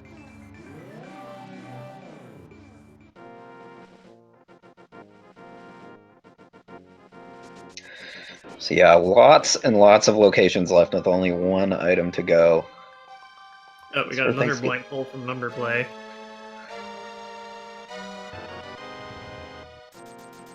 And AceZer gets the mirror shield from Argus. That'll make the very end of Turtle Rock a bit easier getting across those laser bridges.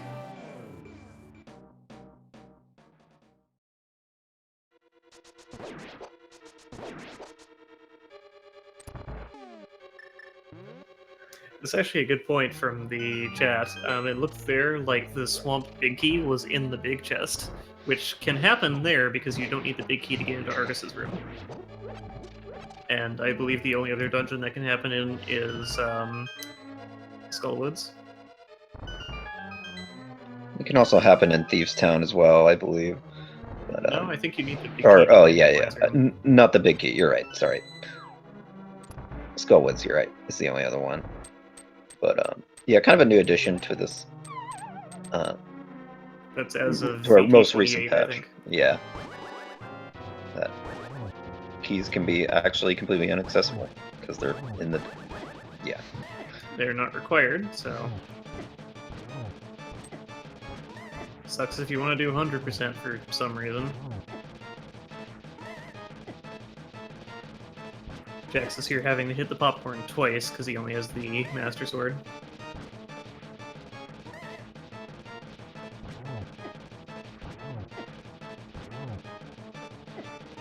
Oh, we have a third blind pedestal pull here from AceZer. Or no, he's got the book. So we're having none of that. He's just gonna check it and leave. Does not want that money.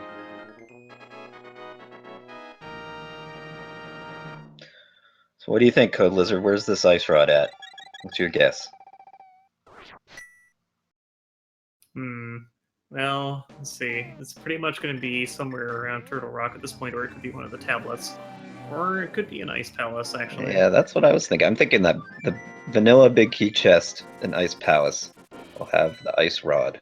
I think it's an ice palace, but it's going to be in that chest on the top floor behind the blocks that you have to go all the way through and back up to get to. Oh, okay. Just to be extra annoying, because normally it's nice to be able to go into Ice Palace. If you can do the bomb jump, it saves most of the dungeon. But if you have to check every chest, it takes quite a lot longer. Yeah, and people will opt to skip that chest sometimes just because it's so out of the way compared to the rest of them.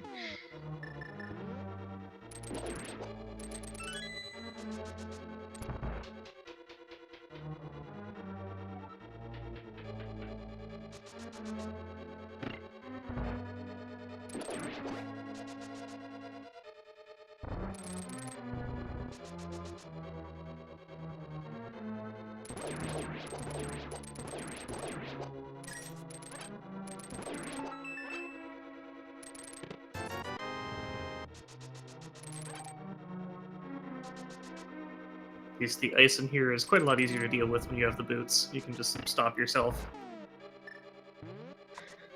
Yeah, ice physics a bit weird in this game, but you can use certain tactics to make them more straightforward, like sword swings and boots and stuff. Hookshot as well will stop you in Yeah, place. hookshot.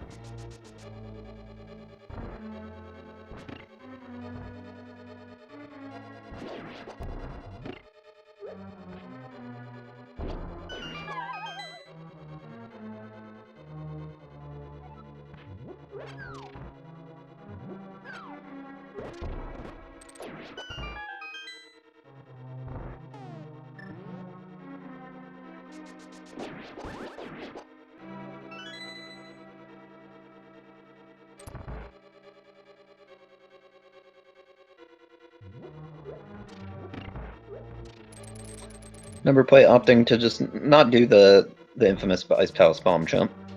Well, he has Samaria, so that helps. Yeah, so a lot of runners will go for that, but it's not necessary. You can, especially when you're full clearing, it's not that big of a deal to skip that sort of thing. You can pretty much get through. It's actually a hindrance when you're trying to full clear because it blocks off a good chunk of the dungeon. Yeah, I can. Unless you have the big key and you can get down to the switch right before Cold Stare. Actually, no. The crystal switches, the blocks will block you from getting through that big key door. So yeah, you don't want to do a bomb jump unless you're already in go mode. Well, you can check the whole dungeon, but it is a little bit. It can be awkward depending on where your key drops are.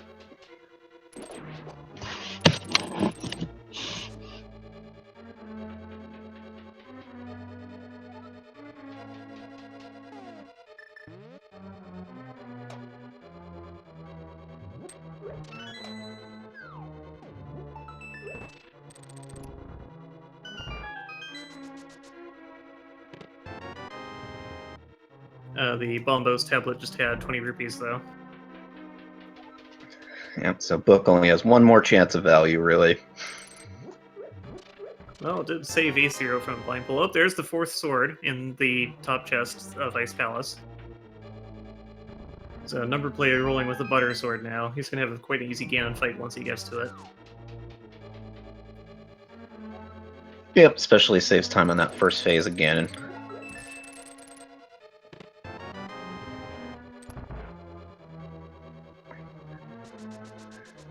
Yeah, I'm still holding my prediction. I think that my Ice Rod is in that big chest. I think Numberplay will get that pretty soon here. Jaxus is going to check the pedestal and quickly back out. Express his frustration.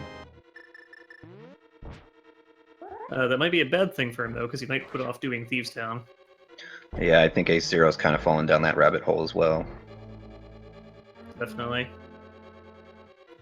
Nice bomb jump there by Numberplay to skip across that gap and get to this area faster. Unfortunately, does not have a key to get through that bottom door, though. So it's going to be a little bit weird for them.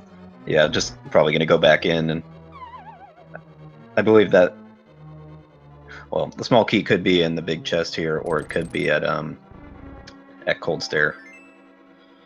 At Cold Stare is what it looks like. Yep. So, the prediction's dead. So, yeah.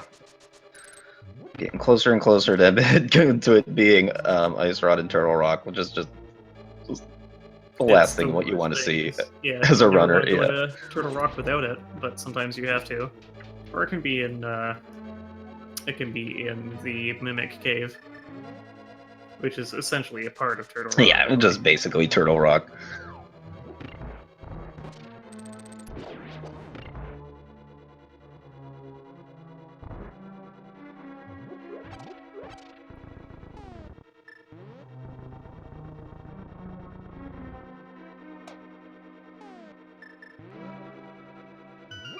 AceZer is taking the purple chest on a world tour now. Been carrying that around for a while.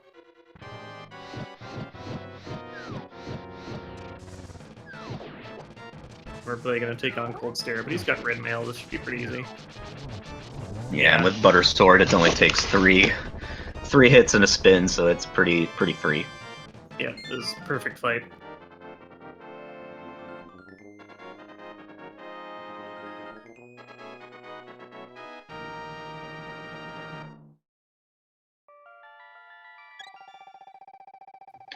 So yeah, what's left? It's other than Turtle Rock. I don't recall if they ever checked Bumper Cave. Yeah, Bumper Cave, Spike Cave. We haven't seen either of those. Oh yeah, Spike Cave. And then we haven't seen that. We haven't seen the Ether Tablet on Death Mountain yet. That's pretty much it, I think. More or less. I don't think anybody checked the Hera basement, but I believe that may have just been like a compass or a pen. Yeah, I don't think it was an item. And nobody even bothered going there, so I have to assume it was a dungeon item. But yeah, like I was saying earlier, it's just that awkward spot where it's like, I've got these 3 weird overworld items. You know, do I just go to Turtle Rock and just hope the Ice Rod's there, or do I check all of those items first? Yep. That's the safer option. The red meringue may or may not be helpful because it does cause a little bit of lag due to the trail of sparkles. Yeah, I think it honestly helps like in 1 room total in the whole game, pretty much. Yeah, more or less.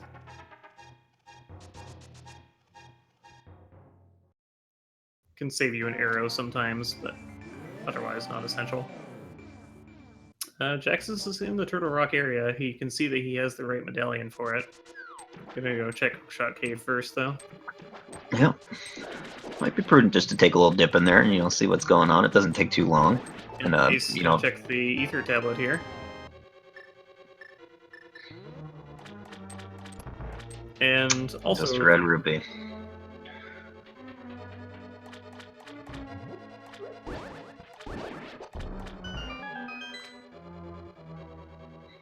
I think he's probably going Spike Cave here, yep. Jax is now wearing the gold armor from Mega Man X3.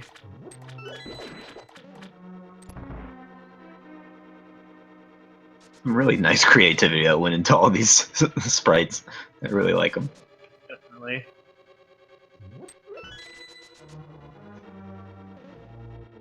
AceZer with that timely blue cane pull. Oh, there's Ice Rod. Oh, the Ice Rod in the Spike Cave. Wow. So Definitely good to check that. Not the worst location. It's kind of on the way to Turtle Rock anyway, so I think Well, that puts Ace on the troll scale, not too bad. Mode because he doesn't have the fire rod. Nope. Yeah, AceZer not in go mode. So is he gonna go into Turtle Rock without it? He might. AceZer unfortunately that will block him a lot sooner though. So yeah, he'll realize it shouldn't that be mistake quicker. Shouldn't be too long. It should be 2-3 chests max before he's forced out. But yeah, unfortunate that he did that. Took the book and checked the pedestal because seeing there was nothing there, he just didn't want to go to Thieves Town anymore. Yeah. So it kind of just sent him down a rabbit hole he didn't want to go down.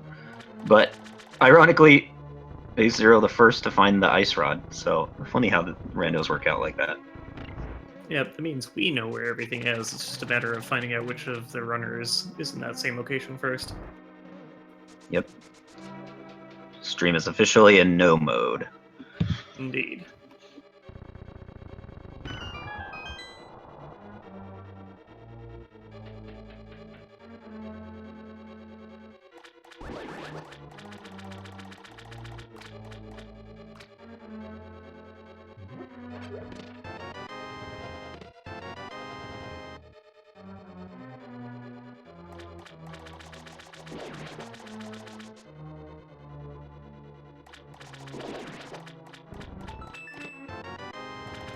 Yep, here's Ace going into Turtle Rock, but he's only going to be able to check this chest unless it's a small key, in which case he can get a little bit further. Yeah, I mean, if you get 2 small keys, then it actually pushes you kind of far, but yeah, that's very unlikely. He could go all the way if the small chests don't have anything important, if they're map compass or just rupee chests. In which case he might end up going all the way to try next before realizing his mistake. Yeah, I don't think that's quite possible. I'm actually not sure, but it's Jax is farthest having a I've bit ever of a seen rough is shoulder 3. fight here, but he manages to get through. Gotta watch out for these chain chomps. They do quite a lot of damage, as you can see. Yeah. Most damaging enemy in the game other than Ganon. If you hug Ganon, he does like 8 hearts if you have green mail. Yeah. And AceZer getting locked out pretty quick there, so, you know. Looks like he's heading in the right area, bad. though, so he may have figured this out. Numberplay grabbing his riot shield.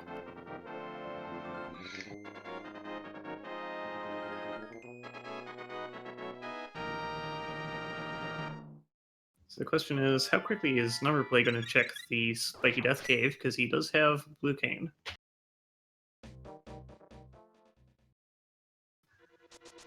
Yeah, it's hard to say, you know, it's really what they're thinking in this moment, because He might you go do to want to Turtle couple Rock it. without the Ice Rod. Right, and you typically would couple Spike Cave with that final ascent to Turtle Rock, so Yeah. And Jaxus getting his Tempered Sword, so we're all doing better on swords now.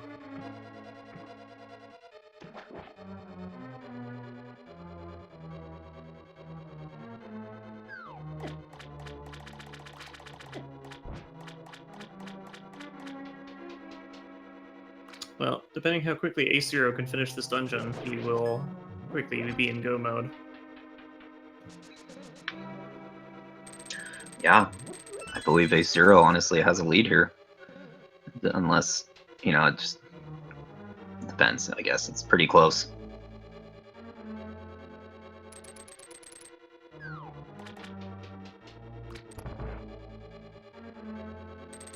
Yeah, it's a bit low on health there, so powdering a fairy, or powdering an anti-fairy to get a fairy and refill. It's a pretty good move. You don't want to die in this dungeon. It's a long trek back to blind. Chat bringing up a good point. AceZer might be the first one to get to go mode, but AceZer still has 2 full dungeons to clear before even going to Turtle Rock, so True, but it's Skullwoods, which you can just go straight to the back half, and Ice Palace, where if he can do the bomb jump, he can skip like 75% of the dungeon. yeah, there would be some pretty quick full go mode clears for sure.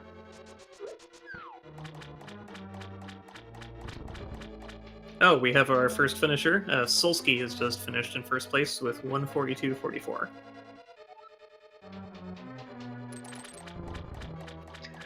GG to Solsky.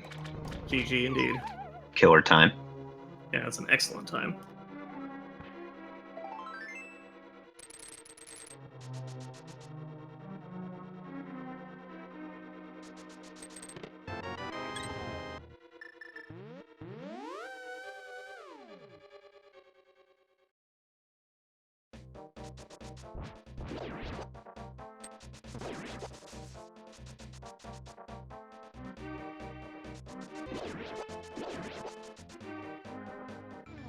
Blind isn't usually blonde as a maiden, is he?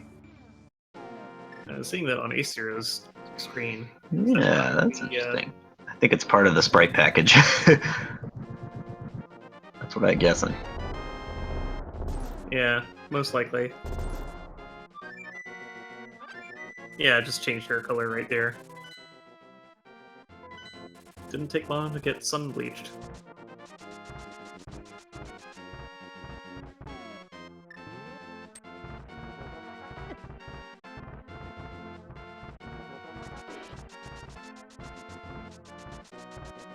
Numberplay here might very well be on his way to Spike Cave, or he might be taking an interesting way over to Turtle Rock. Nice Spike fight Cave there by seems AceZer to get their go mode. Very nice. First one in go mode, AceZer. No, Numberplay is not going to go to the Spike Cave. Sometimes you just forget it exists. Yeah, they might be going to just do the tablet first and then work their way back down the Spike Cave. Yeah, not a bad plan. Makes sense routing wise, yeah, so hopefully that's what they're doing. So Ace now heading to Skull Woods. Just gonna go straight past the front section and directly into the back. Doesn't even need to bother checking the chest in the first room.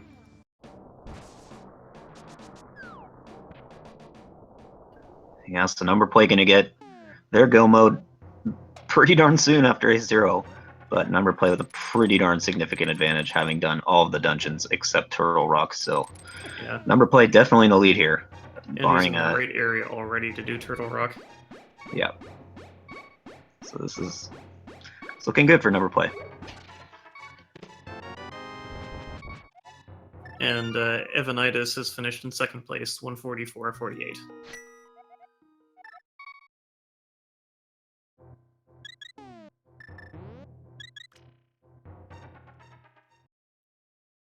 Alright, Numberplay, go mode now. Just needs to do Turtle Rock, and then the nice thing about doing Turtle Rock last is you can go straight to Ganon's Tower afterward. Yeah, that's what all runners like to see at the end of their run. Just because it's nothing worse than having to leave and then come back all the way up the mountain. Yeah. But sometimes you go into the seeds where Trinex has the bow, and it just gets worse from there. I feel like that's half my seeds. It's the bow half the time, for sure. Yeah, yeah, it's always bow and Turtle Rock.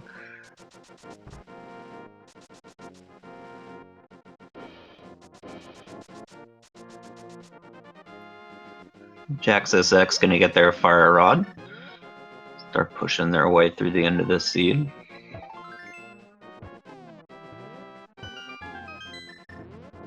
Yep, Oh, Jaxus. ZombiePunk bypassing Spike Cave. That's unfortunate, but thankfully we know they're not gonna get very far into Turtle Rock at least, so they'll realize soon enough that they need to leave.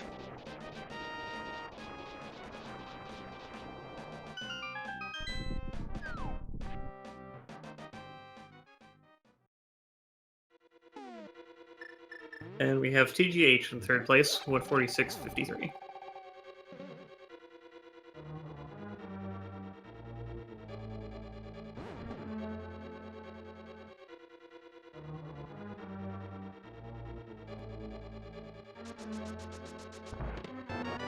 It's not really going to be anything that Trinex might possibly have for the other chests down here that would be helpful, because they already have top tier equipment and everything.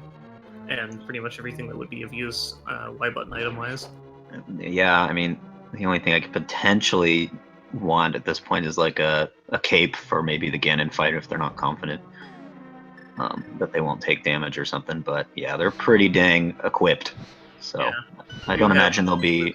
But that does cause quite a lot of lag. Right. Yeah, I don't imagine they'll be opening any extraneous chests at this point.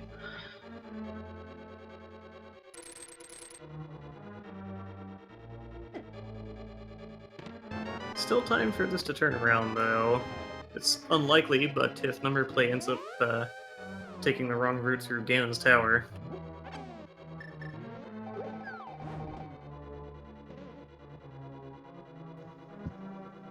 Yeah, ZombiePunk really only a few minutes behind, assuming they go to Spike Cave very soon after getting locked out here.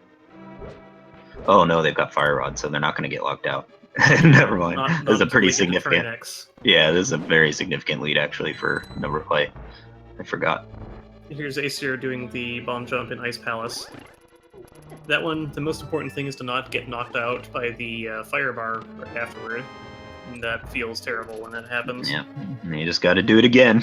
Yep, but that skips almost all the dungeon because you just go down here and the switches are in place, you just fall straight down to Cold Stare. You can even push the blocks if you don't have Samaria. That works still.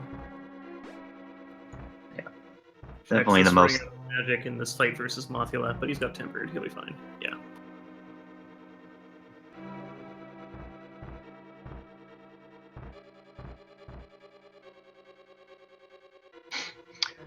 Yeah, if you're going to learn any bomb jump in this game, definitely want to learn that one in Ice Palace. It can save you several minutes, especially when you're go-moding this dungeon.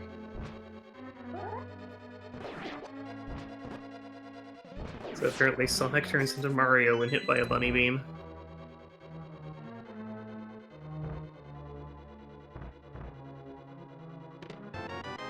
Alright, Numberplay has found the big key for Turtle Rock, so he can just waltz straight through the rest of the dungeon now. Yeah, go mode Turtle Rock kind of varies. Sometimes it's pretty quick. Sometimes you got to open a few more chests. It comes down to whether you have to do the laser bridge or not. And whether you We'll want to see. risk skipping some of the more out-of-the-way chests.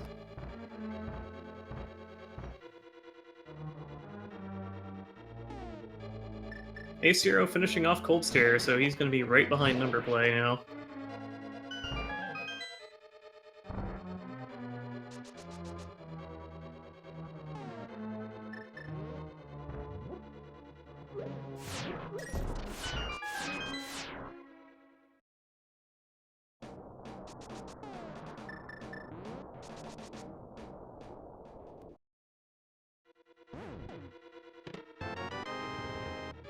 Actually, one thing we haven't seen yet that might be worth opening an extra chest for is nobody's got half magic yet.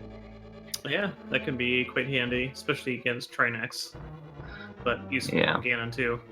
So it might be worth checking a couple more chests on the laser bridge than necessary. It doesn't take too much longer. If you get a half magic, it just makes Trinex and parts of Ganon's tower so much safer. Yeah, you usually end up having to hunt there for a key anyway to get past the final key door.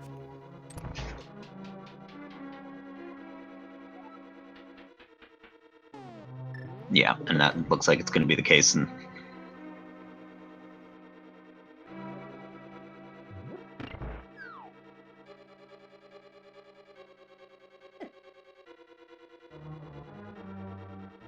Numberplay stopping off on this little side bridge to grab some few more hearts.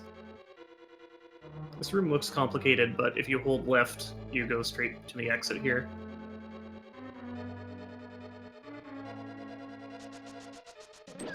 Alright, he's gonna have to hunt for a key on the laser bridge, but he's got the mirror shield, so no big deal.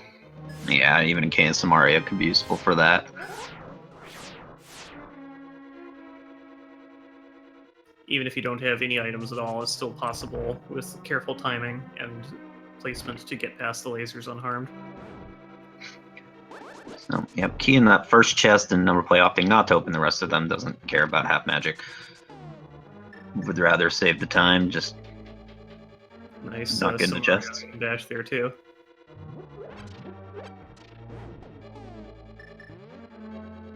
So Numberplay on the last Samaria bridge, as Ace is on the first one.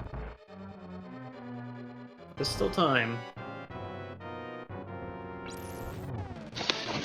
Yeah, Ganon's tower routing can swing a race pretty quickly. Even one, several minutes difference like this one. Yeah, if somebody goes left, the other goes right, it can change it all. The Numberplay does have Butter Sword as well, so he's going to make short work of Trinex.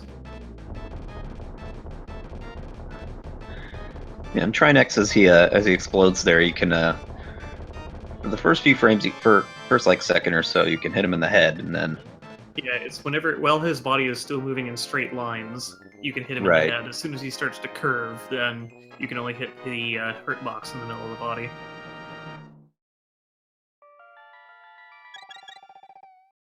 And ZombiePunk, technically right behind Numberplay, but without the Ice Rod, is going to be very disappointed.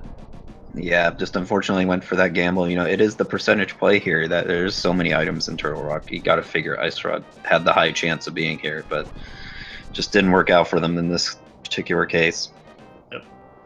Alright, so as we're coming into Ganon's Tower, you can already see in the chat we're already some guesses. Pick a number between 1 and 22 for where you think the big key is going to be.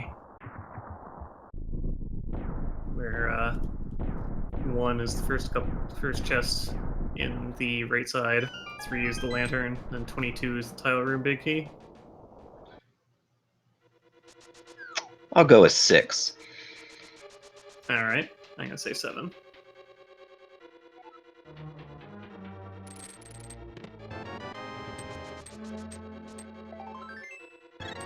You need to have a big key, and importantly, a small key, to ascend the tower. Going up the tower with only a big key is a mistake you will only make once. Yeah, unfortunately, ZombiePunk realizing here, no Ice Rod, he's gonna have to hunt for it. Yeah, I think he's a little bit kind of scrambling together, trying to remember which locations he's forgotten.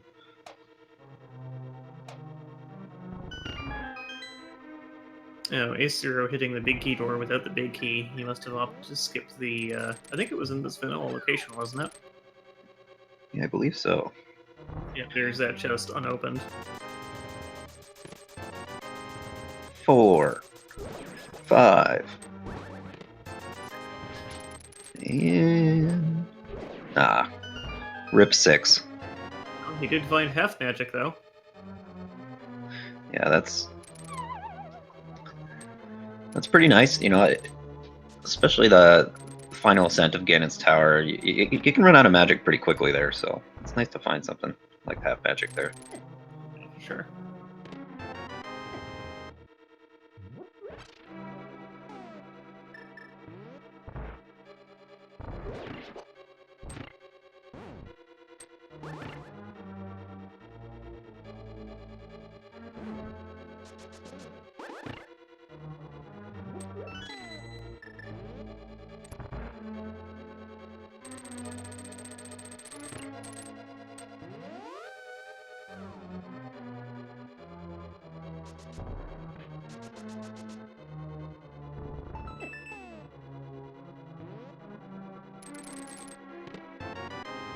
Well, we're up to, I think that was chest number 9.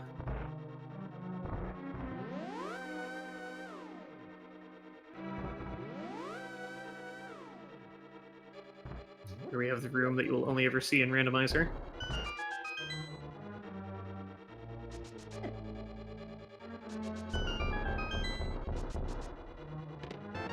Ten is art container. 11's 5 air capacity, 100 rupees, and there's the big key in 13, I think that was.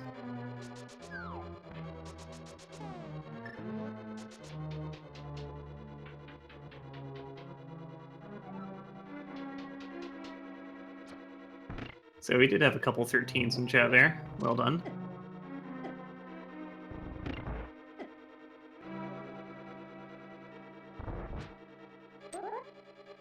So Numberplay pretty much has it at this point now, barring any catastrophic mistakes, but he's got fully upgraded gear. And I think he's all loaded up on blue potions as well.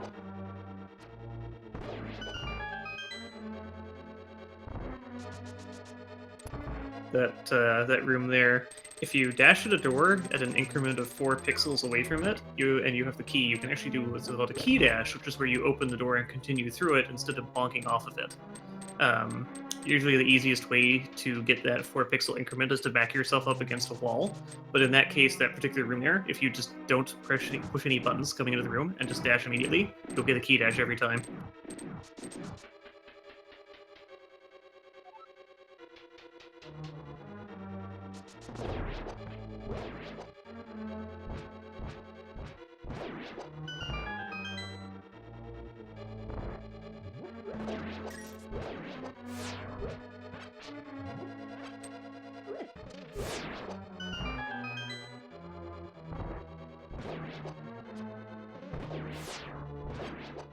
Numberplay making pretty good progress through this area. It's affectionately termed the gauntlet because it's this long series of rooms that you got to kill all the enemies in them. There's a lot of conveyors and ice floors and other things, making it quite the difficult area to move through.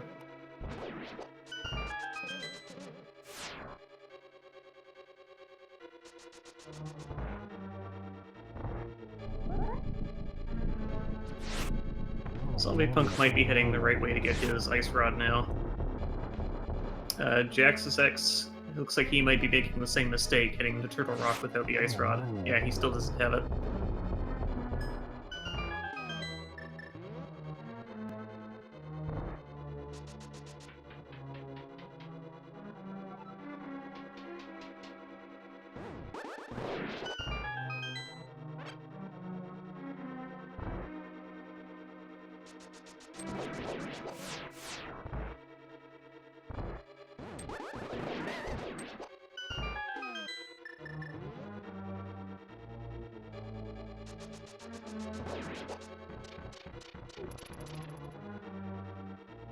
Alright, AceZer finishing off Trinex, so he'll be heading into Ganon's tower now.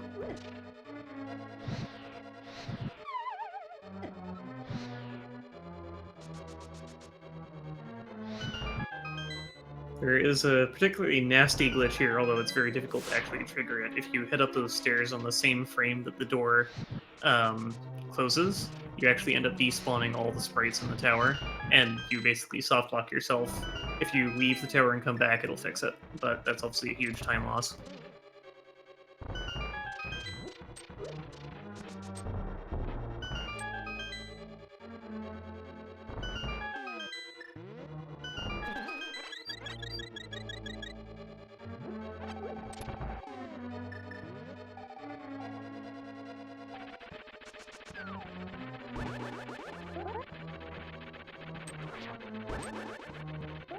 Numberplay, not gonna have much trouble with Moldern too, hopefully. He's got butter. It should only take 2 swings.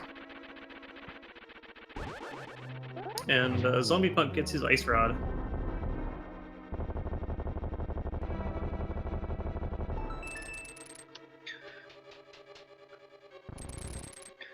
Good to see. Another go mode. Yep, unfortunately Jaxus is making a big mistake here, although he doesn't know it.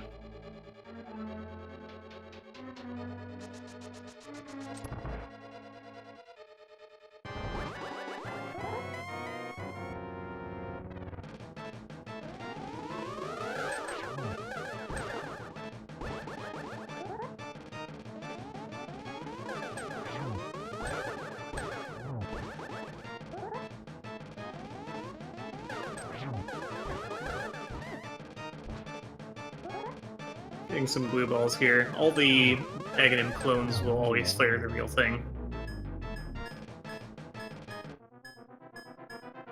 Yeah, you get a 50-50 on that. Whether the real Aghanim will give you a purple shot or a blue balls. Make it kind of tricky. Yep.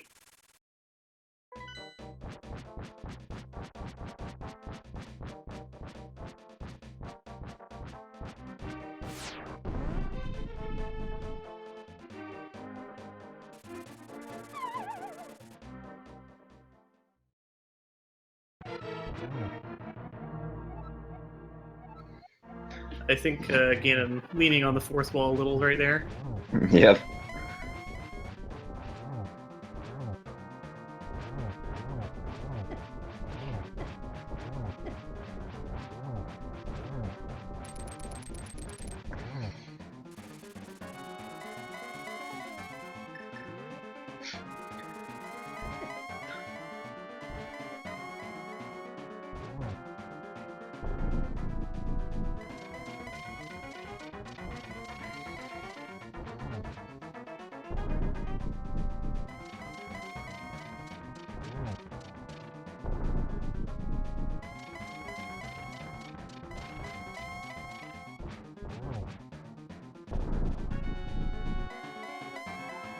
So unless Numberplay falls off a whole bunch of times, he's got this. Yeah. And what he just did there was the torch glitch. If you light the left torch before the one on the right goes out, the one on the right never goes out. It saves you quite a lot of magic over the course of this fight. Ooh, taking a hit near the edge, but he just gets bumped into the torch, so he's fine.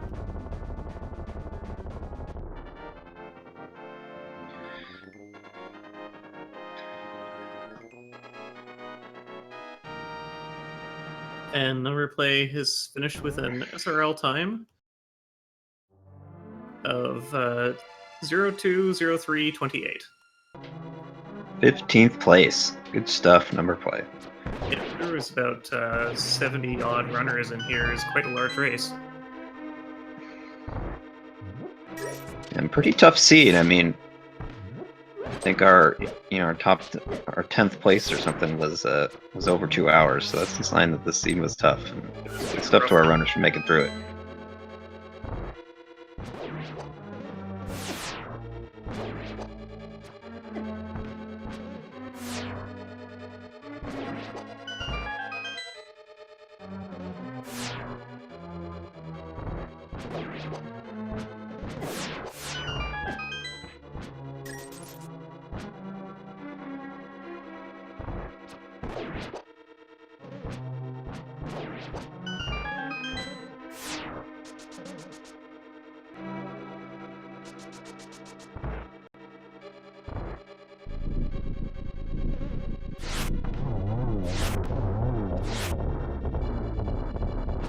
Alright, looks like we can get Numberplay in here for an interview while the rest of them are finishing out.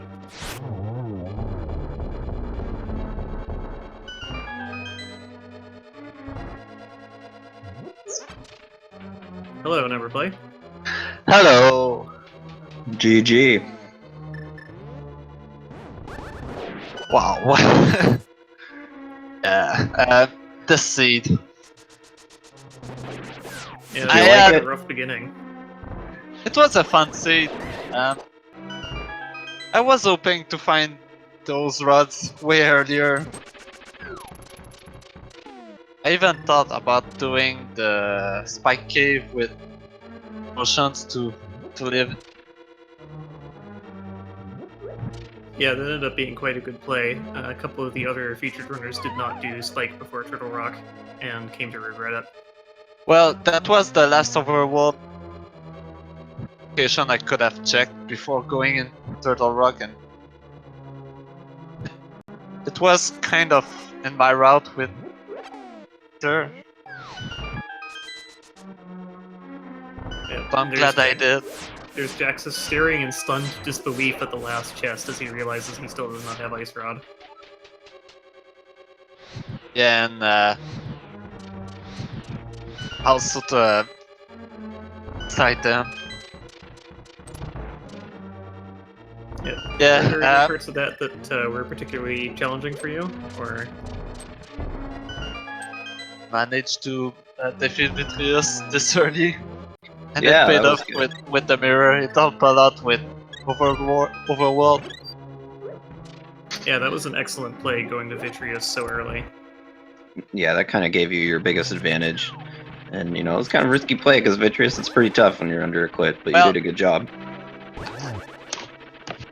Access to Mire really early, but I waited until I got the bow just to make the Vitreous fight a lot easier. I went straight away after I got the bow. Yeah, nobody wants to fight Vitreous with bombs and the sword. Also, it was a really good run in my opinion. I didn't die a stupid death like I usually do. Yeah, your Very execution solid was run. looking really solid, yeah. By the way, I see questions about my. I'm from Quebec. Oh, nice. And JaxusX finally getting their Ice Rod. Yeah, bombing the mess out of that chest. They're not happy about that. It deserves it. I see Ace missed one of the swords.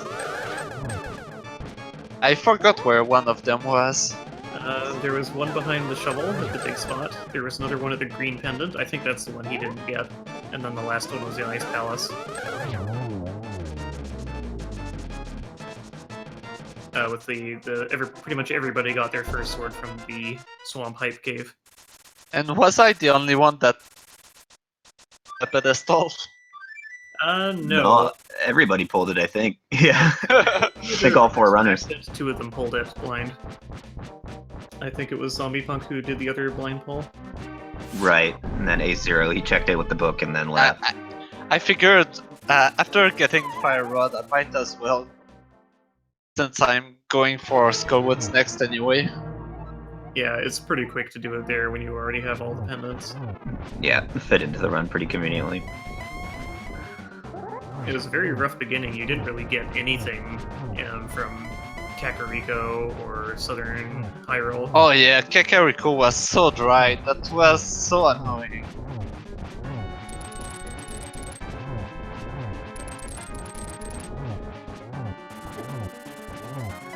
But at least we got a hype cave, right? One of Oh them yeah, was real hype. hype cave. Real hype cave. Probably the highlight of the seed. Haven't Yeah. seen a good hype cave in a while. Sword, boots, and hammer all nicely packed together. Which of course led directly to the bow, since it was on library. Oh yeah, I got the bow immediately. At about what time did you decide to start gathering the pendants, just in case? Or was that something that just kind of happened as you were looking for items? Well, usually I go for crystal dungeons I can finish, but once I cleared all those I could, I just decided to go for pendants. I cleared all 3. I knew I had access to bed, so that was a quick decision for me. Yep, there's AceZero's final hit on Ganon. He finished with an SRL race time of 2:10:04 in 28th place. Damn your GGs and chats for AceZer0187. Yep, he was right behind you for quite a while, but he actually entered Go mode before you did, but had more dungeons to clear after it. Oh, I see. Yeah, you only had Turtle Rock at the end, so you were able to just go straight through it and pop right out to Ganon's tower. I figured I got Go mode quite late compared to most of the runners. Yeah, you were the first of our 4 featured runners, but yeah, I mean that ice rod location, you know, nobody likes to check Spike Cave unless it's convenient, so it's a tricky location. Yeah, I decided to wait for Cape or Birna to Spike Cave. Yeah, and To that's waste a potion in there. right. I ended up not using any of my potions. I should have done it earlier. Yeah, you loaded up on them pretty early on when you got the 3rd one at the Witch Hut, I think. I got all 4.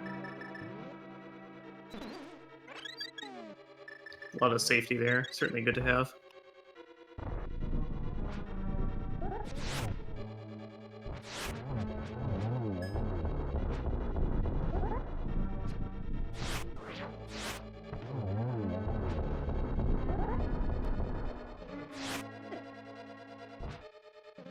Well, since I'm the first one to finish, I guess I could go check the rest of Ganon's tower.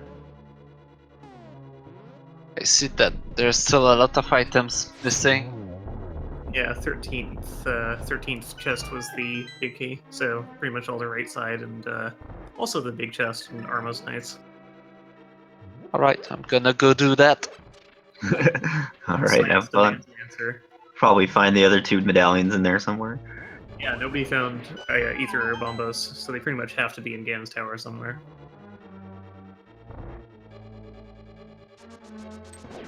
Jax is not very happy with Trianax there, cutting him into tiny pieces.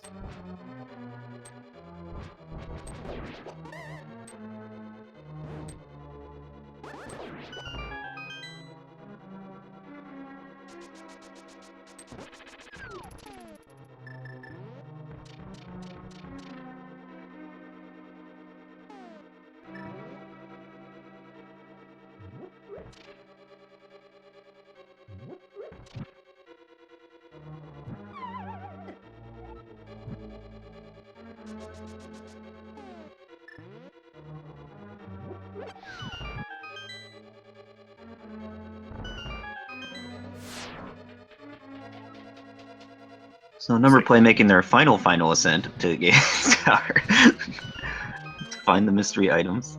Well, Both games JaxusX. now. Yeah, well, JaxusX getting in there. Yep, and ZombiePunk already a good chunk of the way through.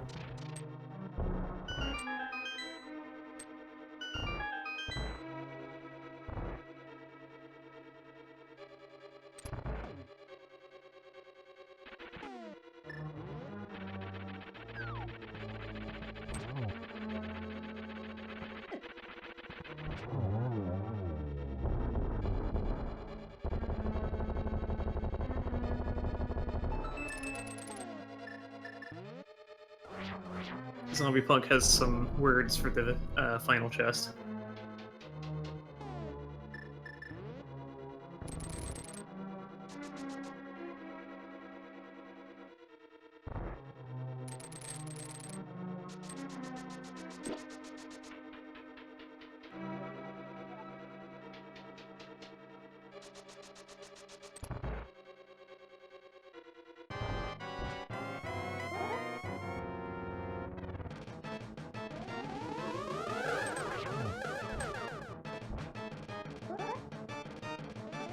Yeah, nobody knows what's in the final chest yet.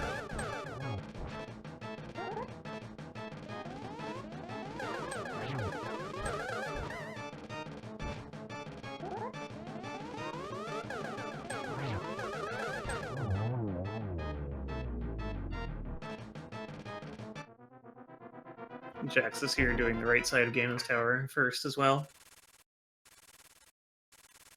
Unfortunately, that won't pan out, but at this point, might as well give it a try. Yeah, what's the harm, right? Get some practice in this right side room. Can be a little bit tricky, so it's... Yeah, there's a surprisingly tight time limit on that first room there, trying to get all the torches lit before the first one goes out.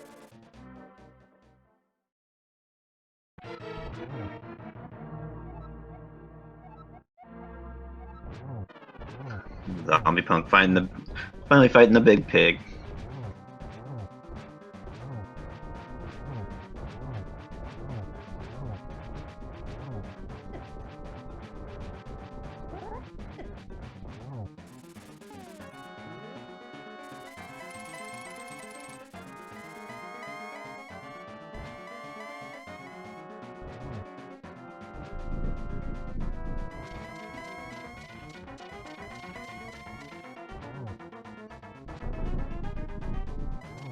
Bombos in the tile room certainly didn't help matters.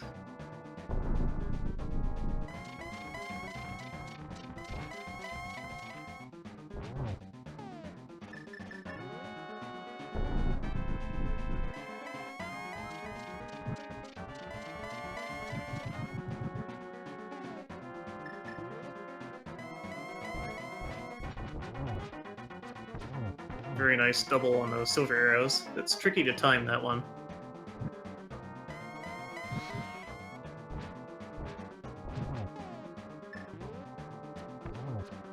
Another double, very nice. ZombiePunk finishes with an SRL race time of 2:17:08.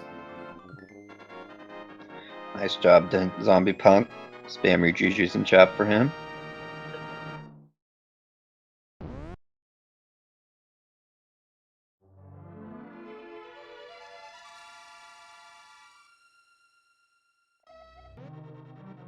So we're getting close to wrapping up here, but there'll be another race in about half an hour over on Speed Gaming 3. That one is going to be a Triforce piece hunt, which is 30 out of 31 pieces. So for that, the runners will have to just try and open chests until they find 30 out of the 31 possible Triforce pieces. Yeah, an interesting category. You know, runners typically take very different routes through that, so it'd be exciting to see if you've never seen that before. Yeah, because strategy's a little different for that. You just want to try and open as many chests as quickly as possible.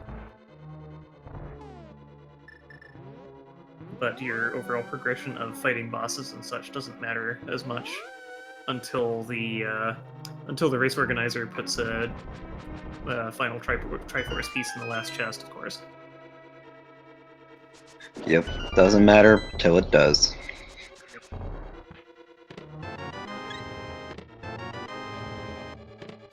Also, if you're sitting at home looking at this going, hey, this speedrunning thing looks pretty interesting, these races are, of course, open to anybody of all skill levels, but also the upcoming February 2nd to 4th is going to be the 12-hour challenge. So it's a perfect excuse to start speedrunning, or if you're already a runner, you can pick up a new game, which you could certainly pick up Link to the Past. You can join our Discord channel, and you know, if you got any questions about how to do randomizer or any other Link to the Past related things, people would be glad to help you out there. Alright, I see ZombiePunk in the waiting room, so I'm going to pull him in for an interview. Hello, ZombiePunk. Hey! How we doing? Doing pretty good. How about you? I mean, I'm alive. Yeah, that ice rod, huh? I really felt that I was actually doing good up to that point. Yeah, you and our other runner, Numberplay, were extremely close until you decided to not go to Spike Cave. I think if you had, you would have been within, you know, probably a minute or two of each other. And But yeah, just it's something that could happen to any of us. Jaxus, I see, is still heading on up through. Yeah, he had the same issue you did, where he just went into Turtle Rock before getting that ice rod. Yeah, and we got to see him stare in stunned disbelief at the last laser bridge chest before he was able to regain his senses and continue. It's the same as me. Sounds great. Sounds beautiful. Wonderful. I can't believe this was a full clear, and well, I guess it really wasn't necessarily a full clear. Obviously, pedestal was nothing of consequence, but yeah, it looks like all of us cleared every single dungeon. Pretty much, yeah. Yeah, pretty much. And it's funny because really only one of the pendant dungeons had value, but all 4 of you pretty much full cleared all of them, I think. Yeah, we were just the seed kind of worked out. I can see on the tracker everybody cleared all the dungeons, so that was quite an adventure. It was a rough seed. The beginning was very stingy. Oh, good lord, the beginning, by the time I got to South Shore, I was like, so did they forget to seed the items? Is that what happened here? Low percent seed. Yeah. Yeah, is this a swordless or? Yeah. It was rather nuts. Oh, but I had a blast with it regardless. I didn't care how slow I was going. Even after realizing that Ice Rod was elsewhere, I went, well, I mean, there's literally a small handful of places it can be at this point. It literally cannot be anywhere else except for these 5 locations. Yeah. Sadly, the last one I checked next to Pyramid was Spike Cave. Yeah, that's how it always is. Yep. Yeah, I tried to make my run entertaining at least. I felt like, this is the first time I'm getting restreamed. I'm going to have some fun with this, so hopefully y'all enjoyed that validation chest. Oh, yeah. Oh, yeah. That's great. And you did really well, you got unlucky, which happens to everybody, but oh, yeah. Overall your execution was great and played well. I really did feel like I was flying through at the beginning there. It wasn't until I started to really dip, well, there's no dip into it, complete the pendant dungeons before much of anything else, that I felt like I definitely lost time there instead. But, I mean, there definitely was, as you said, value in a lot of them. I mean, was it Pod that had progression? Pod didn't have any progression. It was Thieves Town. Thieves Town was what it was, had progression. Right. Pod, I believe, Pod had the silver pendant. Arrows. Pod had silver arrows and also gave me the pendant, which gave me a sword. And it had a shield upgrade too. Mm-hmm. So there was that, right. And then with Tower of Hera, I don't know why I did Tower of Hera. I honestly cannot tell you why. I think what it was is I was literally about to go start clearing through crystal dungeons, and I accidentally fluted to the Death Mountain. I was like, I'm here. Tower of Hera is really short. I'm clearing it. I don't know why I came to that decision, but I just decided to go with it. Alright, so I have AceZer in the waiting room. I'll pull him in as well. He can join in on us. By the way, the validation chest is actually useful. It's the cape. Oh, it's the cape? The cape was. Validation cape. I feel that my Ganon was pretty smooth without the cape. I hope. Welcome, AceZer. Thank you. Can you hear me? There we go. How do you feel that run went? Pretty rough. Yeah, especially early. Oh yeah, for sure. I don't know how I forgot Spiral Cave for so long. Yeah, we saw that at the time. Yeah. You went through the Hype Cave there, and then skipped out on the Spiral Cave. But then somebody else, I think it was ZombiePunk, went there right after you did, and found that it was the Clippers, I believe. Yeah, I'm just glad that I went back fairly quickly after I sequence broke to get the mitts.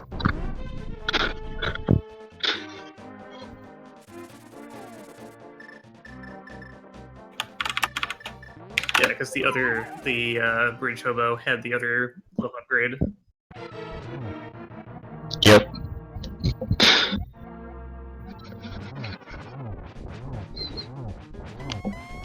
Yeah, AceZer, you're coming up a little bit loud on our end. Are you able to turn down your mic a little bit? Sure. Is that better? A little Yeah, bit. that's much better. Okay, cool. Anything you think you've learned from this run? Anything you do differently in the future? I just need to be more confident, I think, on my gambles. There's a few times where I kind of hesitated and ended up doing the thing anyway. But just not forgetting locations. I definitely finished strong. I had a good Ganon Tower and Ganon fight. Last couple dungeons, Ice Palace, I did really well. Same with my Mothula fight. Yeah, you actually entered Go mode before anybody else that was being restreamed, but you had more dungeons to clear after it. But you were able to go straight through Skullwoods and Ice Palace without having to full clear them. Okay, yeah, since that Fire Rod was my last item. Yep. I think it was for everybody. It was that final Ice Rod just sitting in the Spike Cave trolling people. And there's Jax's final hit on Ganon. He finished with an SRL race time of 2:26:31. GG to JaxusX. Yeah, the only item that really trolled me was that Ice Rod. Everything else kind of fell little by little into place. Getting that early Mitt and Moon Pearl was definitely a breath of fresh air. I've done way too many Aga 1 seeds lately. I didn't want to do another one. I full cleared all the dungeons I could before Thieves Town, so Fire Rod and Ice Rod both trolled me. Yeah, pretty much everybody got trolled by that. Alright, I'm going to pull in Jaxus as well. Hello, Jaxus. Hey, boys. GG. Yeah, how about that one, huh? Yeah, you certainly seem to be in a little bit of disbelief when you opened the last laser bridge chest. That's one way of putting it. But then 5 seconds later, I'm sitting there racking my brain going, okay, what did I miss? And then I was like, son of a bitch. Spike Cave. Yeah. Bung right over, and then I was like, okay, so I'm not completely crazy. It was the one fortunate thing about having to full clear so much was that at the end, there were very few places left to check. That is a very true thing. Yeah, Silver Ice Rod linings. mode's always the worst. My old nemesis, if you will. Yep. Yep. But you did really well overall, you know, it's just, we all get unlucky sometimes in the randomizer world. Well, and not to make an excuse, but I do have the flu right now. Pretty sure that is the only reason I beat Jaxus. That is the only reason at all.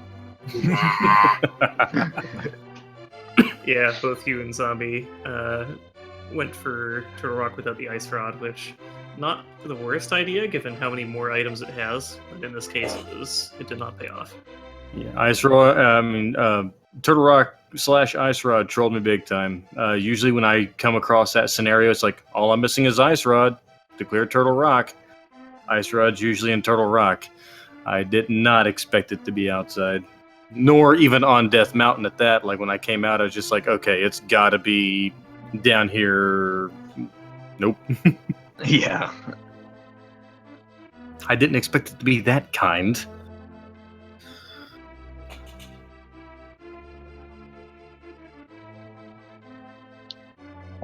Yeah, pretty rough, but you handled it well. Anything you think you'll learn for future runs? Don't gamble nearly as much. I honestly feel like I need to say, hi, my name is Jaxus, and I'm a compulsive gambler. I mean, you know, it's like, you say that, and then you get a gamble that gets you a really good placing, and then you're like, oh man, I gotta gamble all the time, so it's... Yeah. yeah. It's hard to find that happy medium.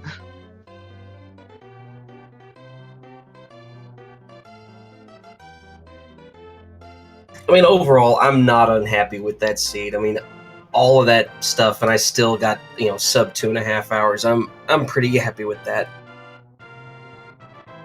Yeah, It's pretty good. I mean, I would have liked my collection rate to have been a little bit lower, but given that little bit at the end, couldn't So be you helped, did not I suppose. cooperate towards that goal. No. By the time I was halfway through with Kakariko, I was like, really? For really? Yeah, almost everybody was more or less screen for screen in the opening. Everybody did escape and then kind of went over to Kakariko, so it was very synchronized disappointment for everyone. That would be the one thing I would do differently. I would have done actually escape a lot earlier. I didn't do escape until after I had been on Death Mountain, because I had found the flute in back at Sahasrahla. So I went up to Death Mountain, still hadn't done escape. And lo and behold, there was quite a bit of important things in escape. Yeah, the power gloves for one. Mm-hmm. Well, you had the flippers and the lamp before getting the moon.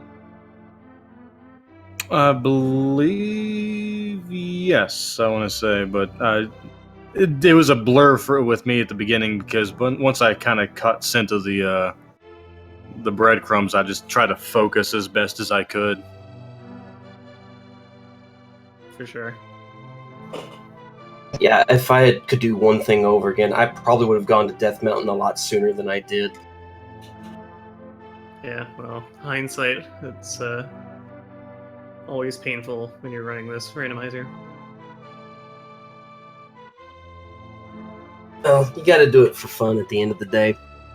I mean, Sure. it's great to be competitive, but Looking back at the run, the perfect route would have been to do Thieves Town with King of Samaria to kill blind. Yeah, Oh, one, God. one of you Samaria guys definitely almost makes it did a that. lot easier. Yeah, I think that was Jaxus who made the attempt, but didn't. But you didn't have Kane, I don't think. with bombs. I know. Yeah. Hey, I killed Vitorp, blind with Samaria. I know that much. hey, Vitorp, in version 29, can we make blind susceptible to bombs, please? No. Immune to I honestly wasn't sure if it was gonna work or not. It'll work. vulnerable wasn't to either. everything. Even the bow. Oh, that would be so great. All right, LT Gray, do you have anything else to add? Not really, other than, thank you guys for running for us and Yeah, thank you for putting Hey, yourselves. Good show. Thank you guys for commentating and the trackers for tracking. Everyone made this whole big wheel turn, and it was fun. Yeah. Shout And out thank to you, the chat, trackers. for watching. Yeah, I had a Absolute, great time guys, watching thank all of you. you guys, so. Yep, shout outs to the trackers, Draco Falcone and Sir Heavens, who did a very good job, and my co-commentator LT Gray. Yeah, thank you, Code Lizard, and yeah, thanks, Trackers. Yep, and our runners, Numberplay, AceZer0187, ZombiePunk, JaxusX. Drop them all a follow on Twitch. They worked hard for you today, so they deserve it. I Sure, did yeah. nothing of the sort. Nah, thank you guys so much for the opportunity. I had a blast. Hope everyone else did as well, and you all have a wonderful night. Thank Yeah, you. thanks, You too. guys, for watching. We appreciate it. And in about 15 minutes or so, the next race is over on Speed Gaming 3. That's going to be Triforce Peace Race 30 out of 31. But I think that's all for tonight, so thank you everybody for coming, and have yourselves a good night. Yep, that's signing off.